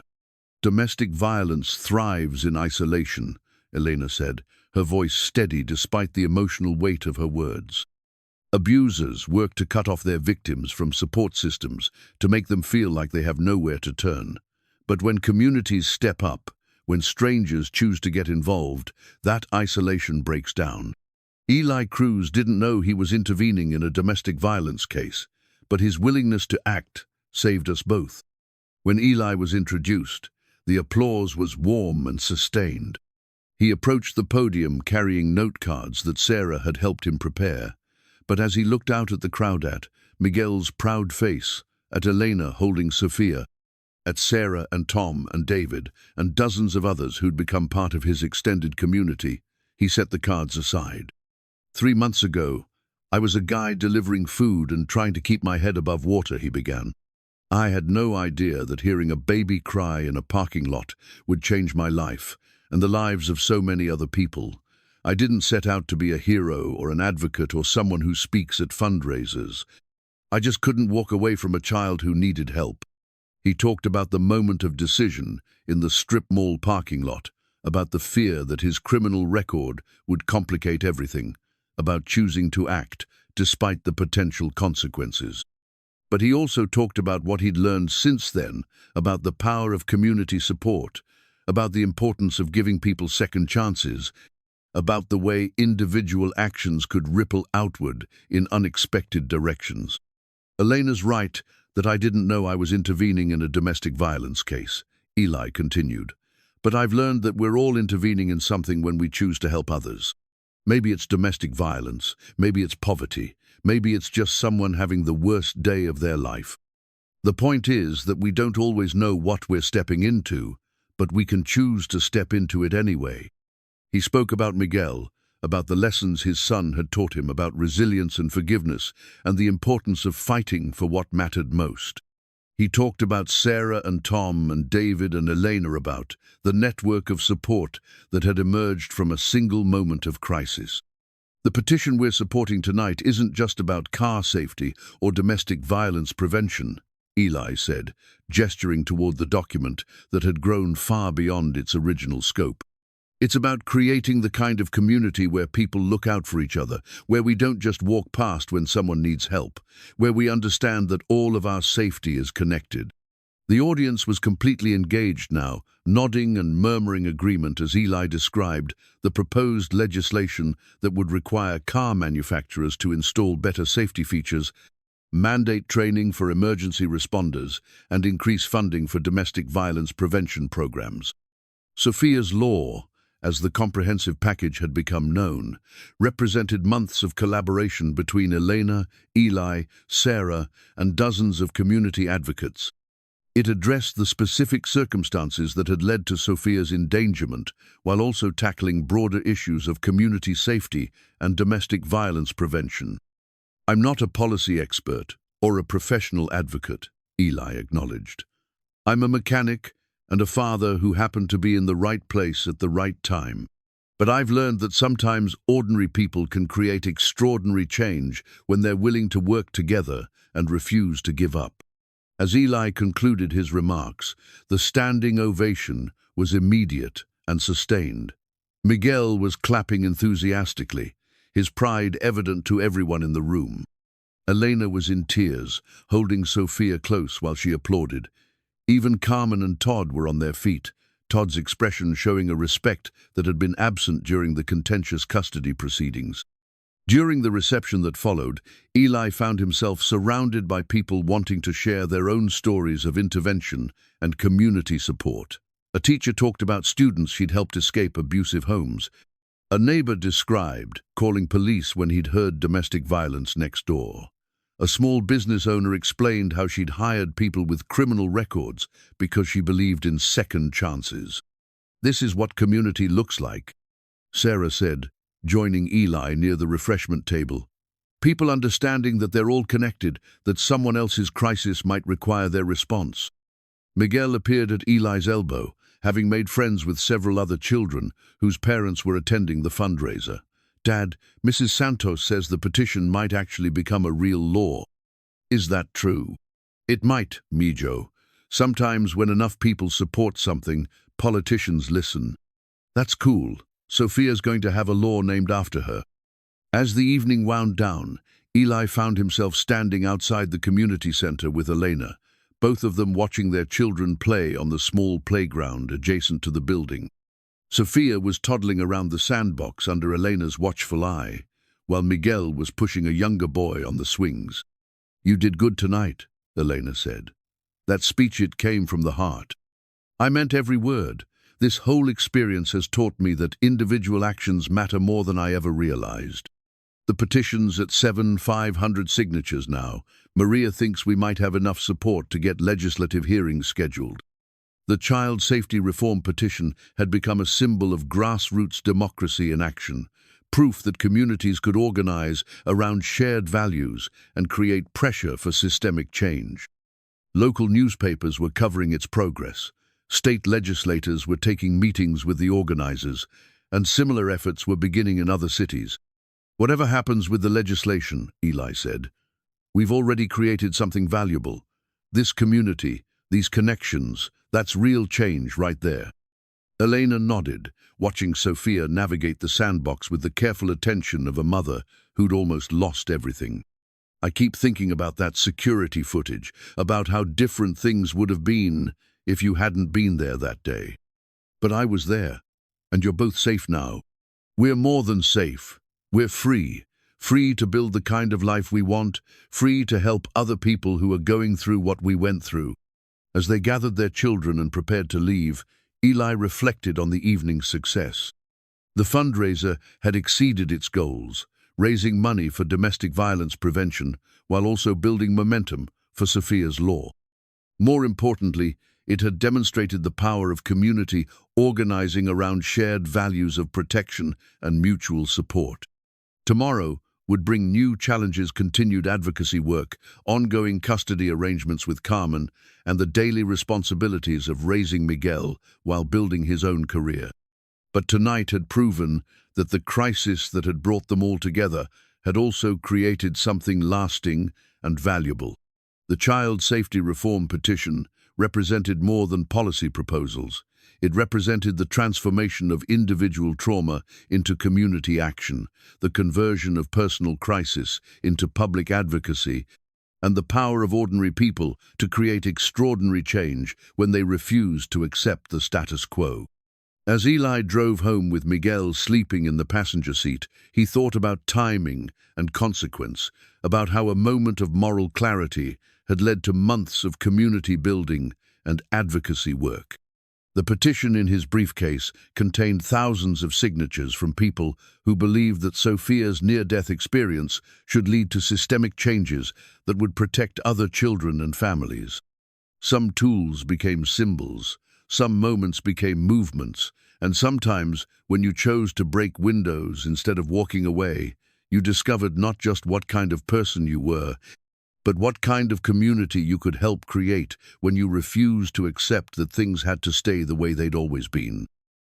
The state capitol building rose before them like a monument to possibility, its dome gleaming in the early morning sunlight. Eli sat in the passenger seat of Elena's car, watching legislators and lobbyists stride up the wide stone steps with the confidence of people who belonged in places where decisions were made. In 2 hours, the Senate Judiciary Committee would hear testimony on Sophia's law, and Eli would address elected officials about the legislation that had grown from a strip mall parking lot rescue into a comprehensive child safety proposal. Judge Margaret Holloway's gavel sat in Eli's lapknot, the actual gavel from his custody hearing, but a ceremonial replica that David Kim had presented to him the previous week. "You won more than custody that day," David had said. "You won the right to be heard, to be taken seriously, to advocate for change." The wooden gavel felt solid and significant, a reminder that justice sometimes required persistence as much as righteousness. "You ready for this?" Elena asked, pulling into the visitor parking area.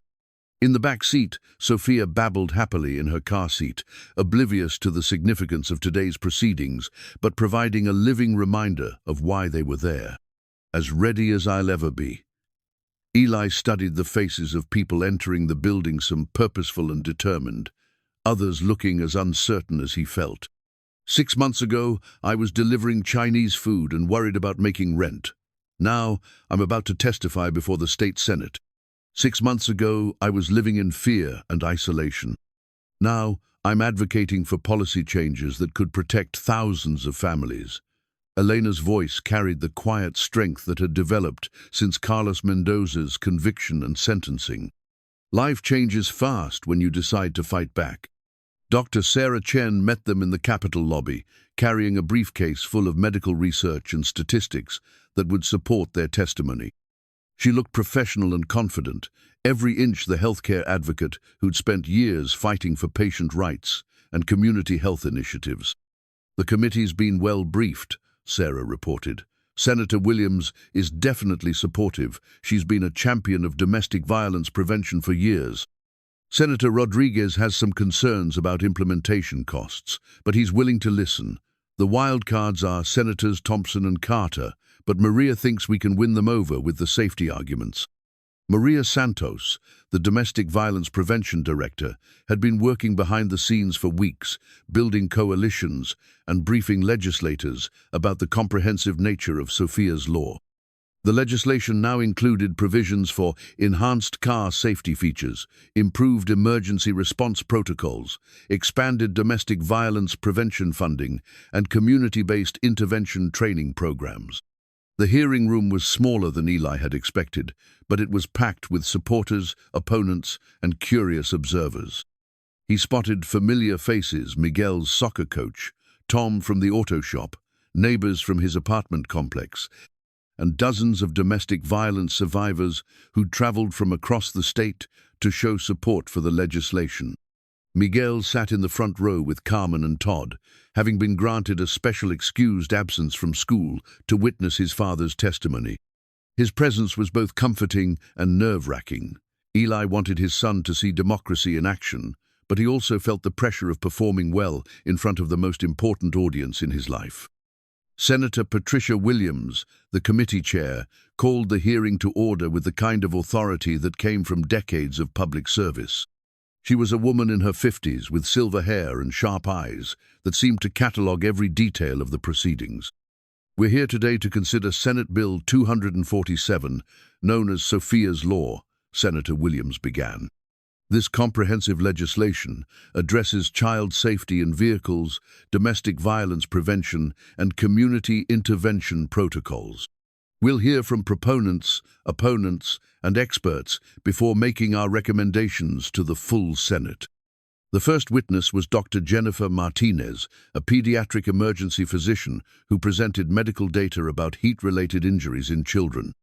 Her testimony was technical but compelling, describing how quickly vehicles became deadly in high temperatures and why current safety features were inadequate for protecting children and incapacitated adults. The medical evidence is clear, Dr. Martinez concluded. Enhanced automatic emergency features, including temperature monitoring, automatic door unlocking, and emergency communication systems, could prevent dozens of deaths annually and hundreds of serious injuries. The automotive industry representative, who testified next, raised concerns about implementation costs and technological feasibility. He wasn't hostile to the legislation, but he wanted extended timelines and modified requirements that would reduce manufacturers' compliance burdens. "We support the goals of this legislation," he said carefully, "but we need realistic timelines and achievable standards that won't compromise vehicle affordability or reliability." Elena's testimony was the emotional centerpiece of the hearing. She spoke clearly and calmly about Carlos Mendoza's plan to use Sophia's endangerment as a tool of control, describing the months of escalation that had led to the parking lot incident and the ongoing trauma that domestic violence inflicted on families. Sophia's Law isn't just about car safety, Elena told the committee. It's about understanding that domestic violence is a community problem that requires community solutions. When we make it easier for bystanders to intervene safely, when we provide better training for emergency responders, when we address the systemic issues that allow abuse to escalate, we protect everyone. Senator Rodriguez asked pointed questions about costs and implementation, but Elena was well prepared with research that Maria Santos had helped her compile. She spoke about the economic impact of domestic violence, the healthcare costs associated with heat-related injuries, and the long-term benefits of prevention-focused legislation. Dr. Sarah Chen followed Elena, presenting medical evidence that supported the bystander intervention provisions of the bill. She described scenarios where trained community members could provide immediate assistance while waiting for professional responders, potentially saving lives and reducing long-term medical complications. Community-based intervention isn't about creating vigilantes, Sarah explained. It's about giving ordinary people the knowledge and confidence to help in crisis situations while understanding their limitations and when to defer to professionals. When Eli was called to testify, the hearing room fell silent. He approached the witness table, carrying Judge Holloway's ceremonial gavel, setting it carefully beside the microphone as a reminder of the journey that had brought him there. 6 months ago, I was just a guy trying to make ends meet and keep custody of my son, Eli began, his voice steady despite his nerves. I never planned to become an advocate or a symbol or someone who testifies before state committees. But sometimes life puts you in situations where you have to choose between staying safe and doing what's right. He described the moment in the strip mall parking lot, the heat, the crying, the decision to break the window, despite his fear of police involvement. But he also talked about what he'd learned since then, about the power of community support and the importance of giving people second chances. The committee has heard about car safety features and domestic violence statistics and implementation costs, Eli continued. But I want to talk about something else, about the kind of community we want to be. Do we want to be the kind of place where people walk past when children are in danger? Or do we want to be the kind of place where everyone understands that someone else's crisis might require their response? Senator Thompson, who'd been skeptical throughout previous testimony, leaned forward with interest. Mr. Cruz, you've mentioned your criminal record several times in media interviews. How do we balance the need for community intervention with concerns about vigilantism or inappropriate involvement by people with questionable backgrounds? Eli had expected this question and had prepared for it with David Kim's help. Senator, my criminal record is 6 years old, own mistake that I've spent every day since trying to make up for. But more importantly, criminal background doesn't determine moral character. Some of the most compassionate, community-minded people I know have made mistakes in their past. Sophia's law includes training components that would help people understand when and how to intervene appropriately, regardless of their personal history. Senator Carter asked about the legislation's scope, questioning whether such comprehensive reforms should be tackled piecemeal rather than as a package deal. Eli found himself drawing on months of conversations with Elena, Sarah, and Maria to explain why the interconnected nature of the problems required interconnected solutions. You can't separate car safety from domestic violence prevention, Eli explained. Carlos Mendoza used vehicle tampering as a tool of abuse because he understood that transportation represents independence for many victims. When we address these issues together, we create stronger protections for everyone. The hearing lasted 3 hours, with testimony from law enforcement officials, social workers, automotive engineers, and domestic violence survivors. Each speaker added layers of evidence and personal experience that built a comprehensive case for Sophia's law. During the final questions, Senator Williams addressed Eli directly. Mr. Cruz, you've become the public face of this legislation despite never seeking that role. What do you want this committee to understand about why these reforms matter? Eli looked out at the packed hearing room, at Miguel's proud face, at Elena holding Sophia, at Sarah and Maria, and dozens of community members who'd invested months of work in this moment. The ceremonial gavel sat beside his elbow, solid and reassuring. I want you to understand that ordinary people can do extraordinary things when they're given the tools and support they need, Eli said. Sophia's law isn't about creating heroes or asking people to take unrealistic risks. It's about creating the conditions where communities can take care of each other, where someone in crisis doesn't have to hope that the right person happens to be nearby. As the hearing concluded, Senator Williams announced that the committee would deliberate and vote the following week. The outcome was uncertain. Several senators had expressed support, but others remained concerned about costs and implementation challenges. Walking down the Capitol steps afterward, Eli felt the weight of Judge Holloway's gavel in his hands. The ceremonial tool had accompanied him through testimony that could reshape policy for thousands of families, serving as a reminder that justice sometimes required patience and persistence as much as dramatic intervention. "How do you think it went?" Elena asked as they reached the parking lot. "I think we told the truth," Eli replied. "Whether that's enough, we'll find out next week." Miguel ran up to join them, still buzzing with excitement from witnessing the political process firsthand. "Dad, you were really good up there. You sounded like you knew what you were talking about." "I was talking about things that matter to me, you, Sophia, our community. That makes it easier to find the right words." The ceremonial gavel caught the afternoon sunlight as Eli tucked it into his jacket pocket. Such a simple object, representing the power of institutions to protect or fail the most vulnerable. Today, they'd ask those institutions to choose protection, to recognize that individual moments of crisis required systemic responses. The vote would come next week, but the real victory was already evident in the packed hearing room, in the coalition that had formed around shared values, in the community that had emerged from a strip mall parking lot rescue. Some tools became symbols, some moments became movements, and sometimes, when you chose to speak truth to power instead of staying silent, you discovered that democracy worked best when ordinary people refused to accept that things had to stay the way they'd always been. The call came at 7:30 in the morning, 1 week after the legislative hearing. Eli was making breakfast for Miguel when his phone rang with Senator Williams's office number. He'd been expecting this call for days, alternating between hope and dread as the Judiciary Committee deliberated on Sophia's law.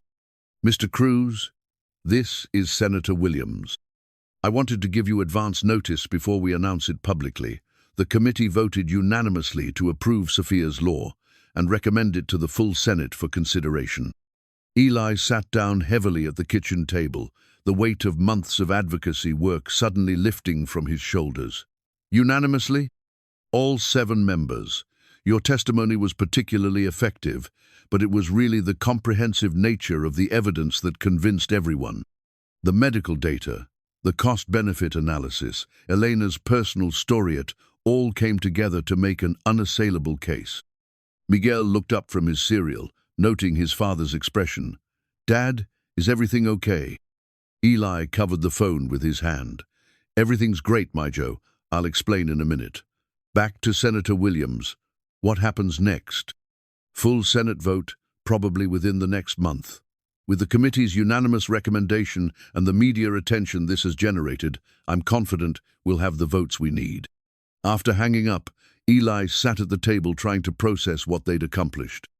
The custody agreement framed on his kitchen wall reminded him of how far they'd all come from a desperate single father, fighting for his son, to an advocate whose voice carried weight in the state capitol.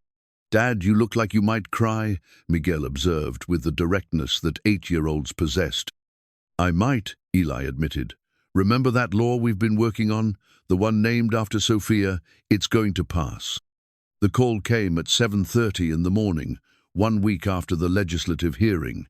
Eli was making breakfast for Miguel when his phone rang with Senator Williams' office number.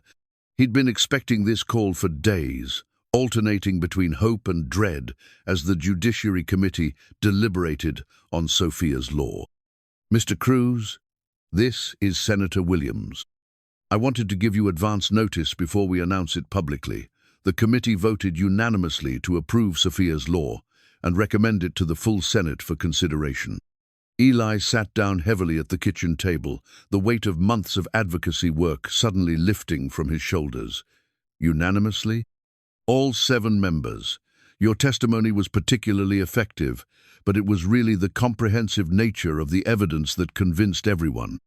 The medical data, the cost-benefit analysis, Elena's personal storyette, all came together to make an unassailable case." Miguel looked up from his cereal, noting his father's expression. "Dad, is everything okay?" Eli covered the phone with his hand. "Everything's great, my Joe. I'll explain in a minute. Back to Senator Williams. What happens next?" "Full Senate vote, probably within the next month. With the committee's unanimous recommendation and the media attention this has generated, I'm confident we'll have the votes we need." After hanging up, Eli sat at the table trying to process what they'd accomplished.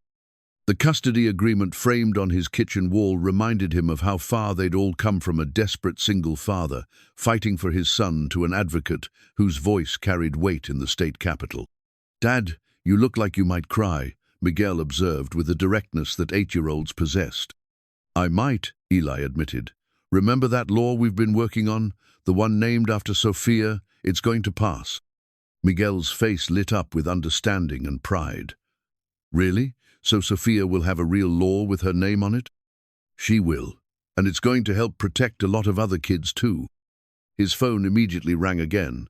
Elena, who'd apparently received the same call from Senator Williams's office.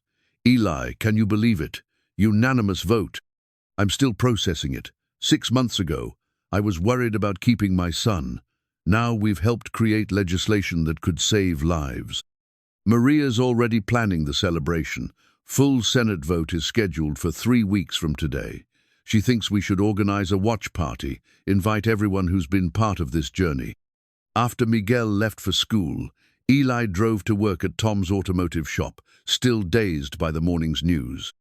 The garage had become more than just employment. It was a place where he could use his skills while also educating customers about vehicle safety, often referencing the provisions of Sophia's law when explaining repair recommendations.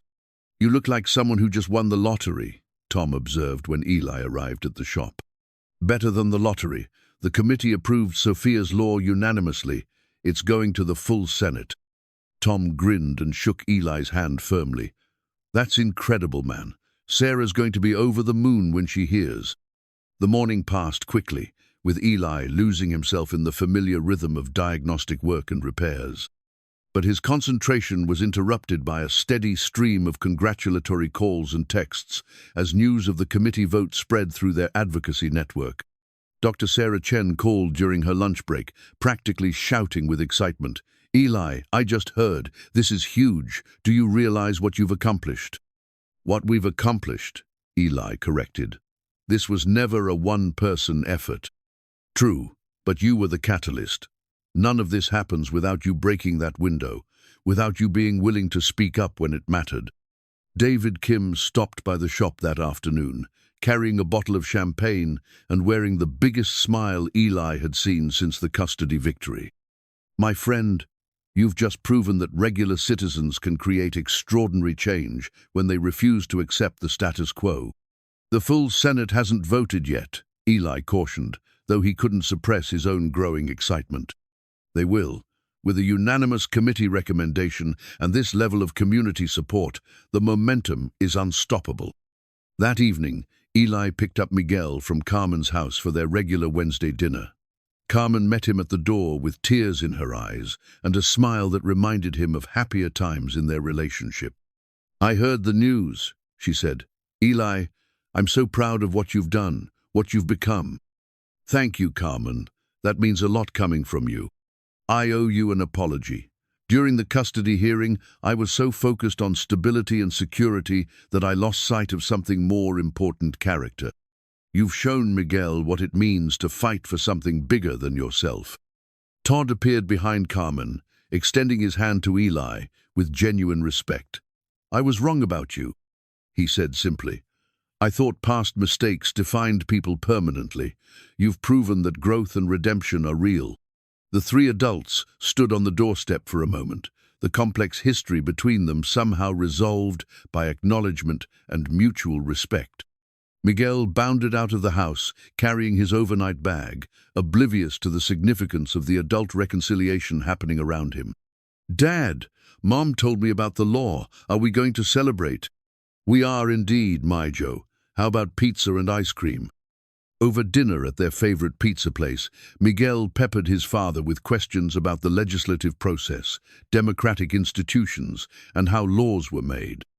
Eli found himself explaining concepts he'd learned only recently, marveling at how his own civic education had accelerated through necessity and advocacy. "So, after the Senate votes, then what happens?" Miguel asked, carefully managing his cheese-heavy pizza slice. "If it passes the Senate, it goes to the House of Representatives, then to the governor for signing. If all of that happens, Sophia's law becomes real and starts protecting families. And it's all because you saved Sophia in that parking lot. It's because a lot of people decided that Sophia's rescue should lead to something bigger. Sometimes individual actions create opportunities for community change, but only if people are willing to work together to make it happen." That night, as Eli tucked Miguel into bed, his son asked the question that had been building all day. "Dad, are you famous now?" Eli considered the question carefully. Over the past months, he'd gone from anonymity to viral video star to legislative advocate, experiencing levels of public attention he'd never wanted or expected. But fame felt like the wrong word for what had happened. "I don't think I'm famous, Mijo. I think I'm just someone who got involved in something important and saw it through to the end. But people know who you are now. They listen when you talk." "Some people do, yes. But that's not because I'm special, it's because I was willing to speak up about things that matter. Anyone can do that if they care enough to try." Miguel thought about this for a moment. "I want to be like that when I grow up. Someone who helps people and makes things better." "You already are like that, buddy. You just have to keep being yourself and keep caring about other people." After Miguel fell asleep, Eli sat in his living room reviewing the custody agreement that had seemed so uncertain just months ago. The framed document represented more than legal victoriate, symbolized the transformation of his entire life, from survival mode to purposeful engagement with his community. His phone buzzed with a text from Elena. "Maria wants to meet tomorrow to start planning the Senate vote celebration. Can you make it after work?" Eli typed back, "Wouldn't miss it." Another text, this one from Dr. Sarah Chen. "Proud of you, my friend. Sophia's law is going to save lives because you were brave enough to save one life when it mattered most." As he prepared for bed, Eli reflected on the custody agreement and what it represented. The legal document had validated his role as Miguel's father, but the advocacy work had validated something larger, his role as a community member whose voice and actions could create positive change. The committee vote was just the beginning. The full Senate vote would come in 3 weeks, followed by House consideration and gubernatorial review. Each step would require continued advocacy, coalition building, and public pressure to ensure that Sophia's law became reality, rather than just another well-intentioned proposal that died in committee. But tonight, with Miguel sleeping safely in the next room and the custody agreement hanging on his wall, Eli allowed himself to feel optimistic about the future. They'd proven that ordinary people could influence extraordinary change when they refused to accept that things had to stay the way they'd always been. The custody agreement caught the light from the hallway, its official language and formal seals a reminder that institutions could protect families when they functioned properly. Tomorrow would bring new challenges in the ongoing fight for Sophia's law, but tonight represented a moment of victory, recognition, and hope. Some documents became symbols, some votes became validation, and sometimes, when you chose to fight for children's welfare, instead of accepting systemic indifference, you discovered that democracy worked best when ordinary citizens refused to remain silent about things that mattered most. 6 months later, Eli stood in the same strip mall parking lot where everything had changed, but this time he wasn't alone. A small crowd had gathered for the dedication ceremony of the first Sophia's Safe Spot, a child safety awareness station installed as part of the community outreach provisions of the now enacted Sophia's Law.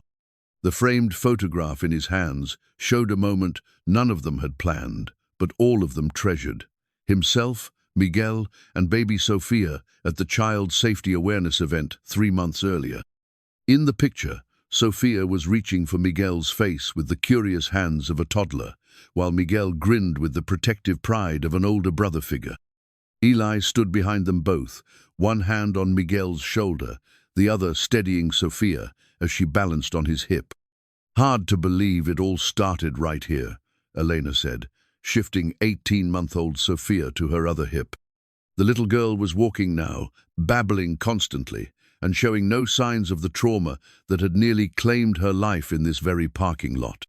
She was wearing a tiny T-shirt that read, "Sophia's Law Saves Lives," a gift from the Domestic Violence Prevention Center that had made her an unofficial mascot for child safety advocacy. The safe spot itself was impressive. A bright, yellow emergency station equipped with car safety tools, emergency contact information, and step-by-step instructions for helping children in crisis situations. Similar stations were being installed in parking lots throughout the state, funded by the comprehensive legislation that had grown from their grassroots advocacy effort. Dr. Sarah Chen arrived with her family, carrying a small cooler of celebratory drinks and wearing a T-shirt that matched Sophia's. Her pediatric stethoscope hung around her neck not for medical necessity, but as a symbol of the professional expertise that had validated Eli's instincts and helped build the case for legislative reform. The first quarterly report came in yesterday. Sarah announced to the group 12 documented interventions using the Safe Spot protocols, 3 of them involving domestic violence situations. "We're actually saving lives with this program." Miguel ran up from the playground area where he'd been entertaining Sophia and several other children whose families had come to the dedication. At 9 years old, he'd grown taller and more confident, carrying himself with the quiet pride of someone who'd witnessed his father transform from struggling single dad to community advocate. "Mom's here," Miguel reported, pointing toward Carmen's car as it pulled into the parking lot. "And she brought Todd and the baby." Carmen and Todd's infant daughter, Miguel's half-sister Emma, had been born 2 months earlier, adding another layer of complexity and joy to their blended family arrangement. The custody agreement had evolved into something more flexible and collaborative, with all 4 adults working together to ensure Miguel felt secure and loved by everyone. "How's our little sister doing?" Eli asked, when Carmen approached with Emma sleeping in her carrier. "She's perfect. Sleeps through everything, which is amazing considering Miguel never slept more than 2 hours at a time when he was her age." Carmen looked around the parking lot, taking in the Safe Spot installation and the small crowd of supporters. "This is incredible, Eli. You've created something that's going to help families for years to come." Tom from the automotive shop arrived with several of his employees, all of them wearing Sophia's Law T-shirts and carrying tools donated for the Safe Spot maintenance program. The garage had become an unofficial headquarters for the ongoing implementation efforts, with Tom volunteering to coordinate the mechanical aspects of the emergency stations. "Got the tool inventory completed," Tom reported, showing Eli a clipboard full of safety equipment specifications. "Every station in the county will have identical emergency kits, and we've trained volunteer coordinators in each district for monthly maintenance checks." David Kim approached the group carrying legal documents and wearing the satisfied expression of a lawyer who'd helped create lasting positive change. "Official word from the governor's office: the Safe Spot program is being expanded statewide next year. They want to use our county as the model for implementation." The dedication ceremony was brief but meaningful. Mayor Rodriguez spoke about community responsibility and civic engagement. Maria Santos, from the Domestic Violence Prevention Center, described the broader impact of Sophia's Law on vulnerable families. Elena gave a short speech about survival and recovery, holding Sophia while she thanked everyone who'd helped transform their trauma into protective action for others. When Eli was asked to speak, he stood in front of the bright yellow Safe Spot station and looked out at the faces that had become his extended community advocates and survivors, medical professionals and mechanics, elected officials and ordinary citizens who decided that one child's rescue should lead to systemic change. "A year and a half ago, I was just a guy trying to keep his head above water," Eli began, his voice carrying across the parking lot. "I had no idea that hearing a baby cry would change my life and connect me to all of you. But I've learned that crisis has a way of revealing who we really are and what we're capable of when we work together.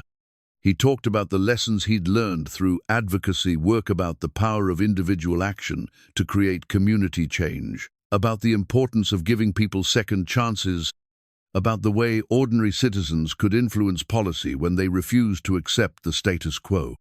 This safe spot represents more than emergency equipment, Eli continued, gesturing toward the yellow station.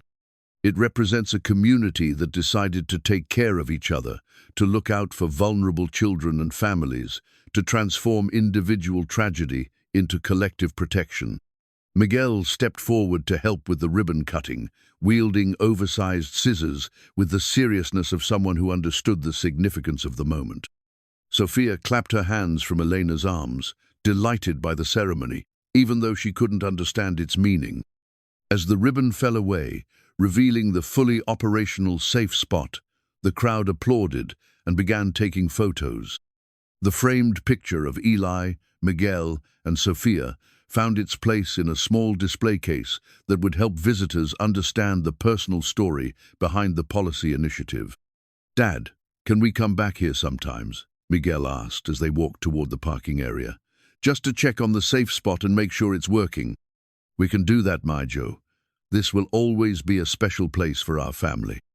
Dr. Sarah Chen fell into step beside them, her stethoscope catching the afternoon sunlight.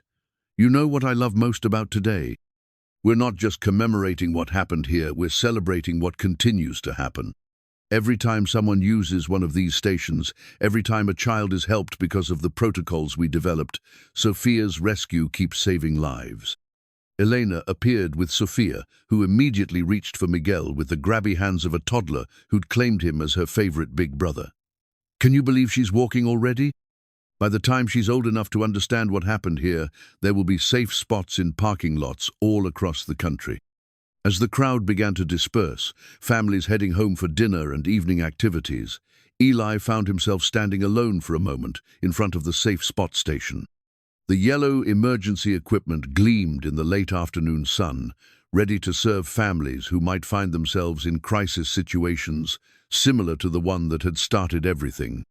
The framed photograph sat securely in its display case, showing 3 faces that represented the ongoing impact of one moment of moral clarity. Sophia would grow up, never knowing how close she'd come to, not growing up at all, but she'd benefit from living in a community that had decided her rescue should prevent similar tragedies for other children. Miguel appeared at his elbow, having successfully convinced Carmen to let him ride home with his father. "Dad, I'm proud of what we did here." "What we did? You saved Sophia, but I helped with the advocacy stuff. I went to meetings and handed out flyers and talked to other kids about safety. We did it together." Eli put his arm around his son's shoulders, thinking about the journey that had brought them to this moment. The custody battle that had once threatened their relationship had instead strengthened it, teaching both of them about resilience, community support, and the importance of fighting for what mattered most. "You're right, buddy. We did do this together. And we're going to keep doing things together, helping people, making our community better, showing up when it matters." As they walked toward Eli's truck, now bearing a magnetic sign advertising Tom's automotive shop and his own role as community safety coordinator, Miguel asked the question that had been building all afternoon. "What's next, Dad? What other problems can we help solve?" Eli considered the question as they drove through the early evening traffic, past billboards advertising the Safe Spot program and radio ads promoting domestic violence prevention resources. The work would continue policy implementation, community education, ongoing advocacy for vulnerable families.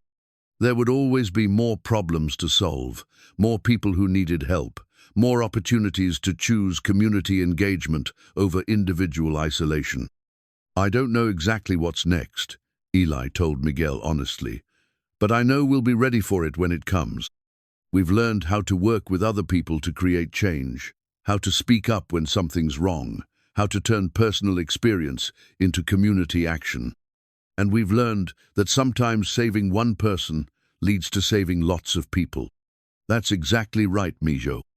The framed photograph of their small family unit sat on the dashboard, catching the golden light of sunset as they drove home.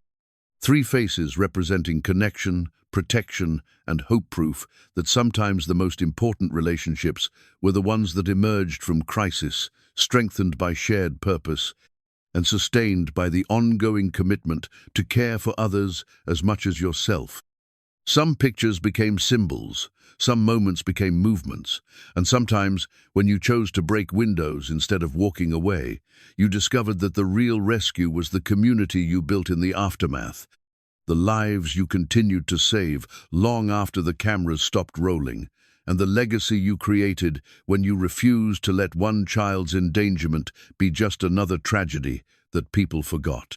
The safe spot in the strip mall parking lot would serve families for years to come, but the real monument to Sophia's rescue was sitting beside him in the trucker son, who'd learned that individual actions could create community change, that everyone deserved second chances, and that true strength came from helping others rather than protecting only yourself. As they pulled into their apartment complex parking lot, Miguel pointed to the new safe spot station that had been installed near the mailboxes. "Look, Dad, we've got one here too." "We do indeed. Safe spots everywhere, just like we planned." The evening stretched ahead of them with homework and dinner and the ordinary routines of family life, but it was anchored by the extraordinary knowledge that their actions had mattered, their advocacy had succeeded, and their community was stronger because they'd chosen engagement over isolation. The framed photograph would find its place on their kitchen wall beside the custody agreement, two documents that represented different kinds of victory, but the same underlying truth, that families were worth fighting for, that children deserved protection, and that sometimes the most important battles were won not in courtrooms or parking lots, but in the quiet, daily choice to keep showing up for the people who needed you most.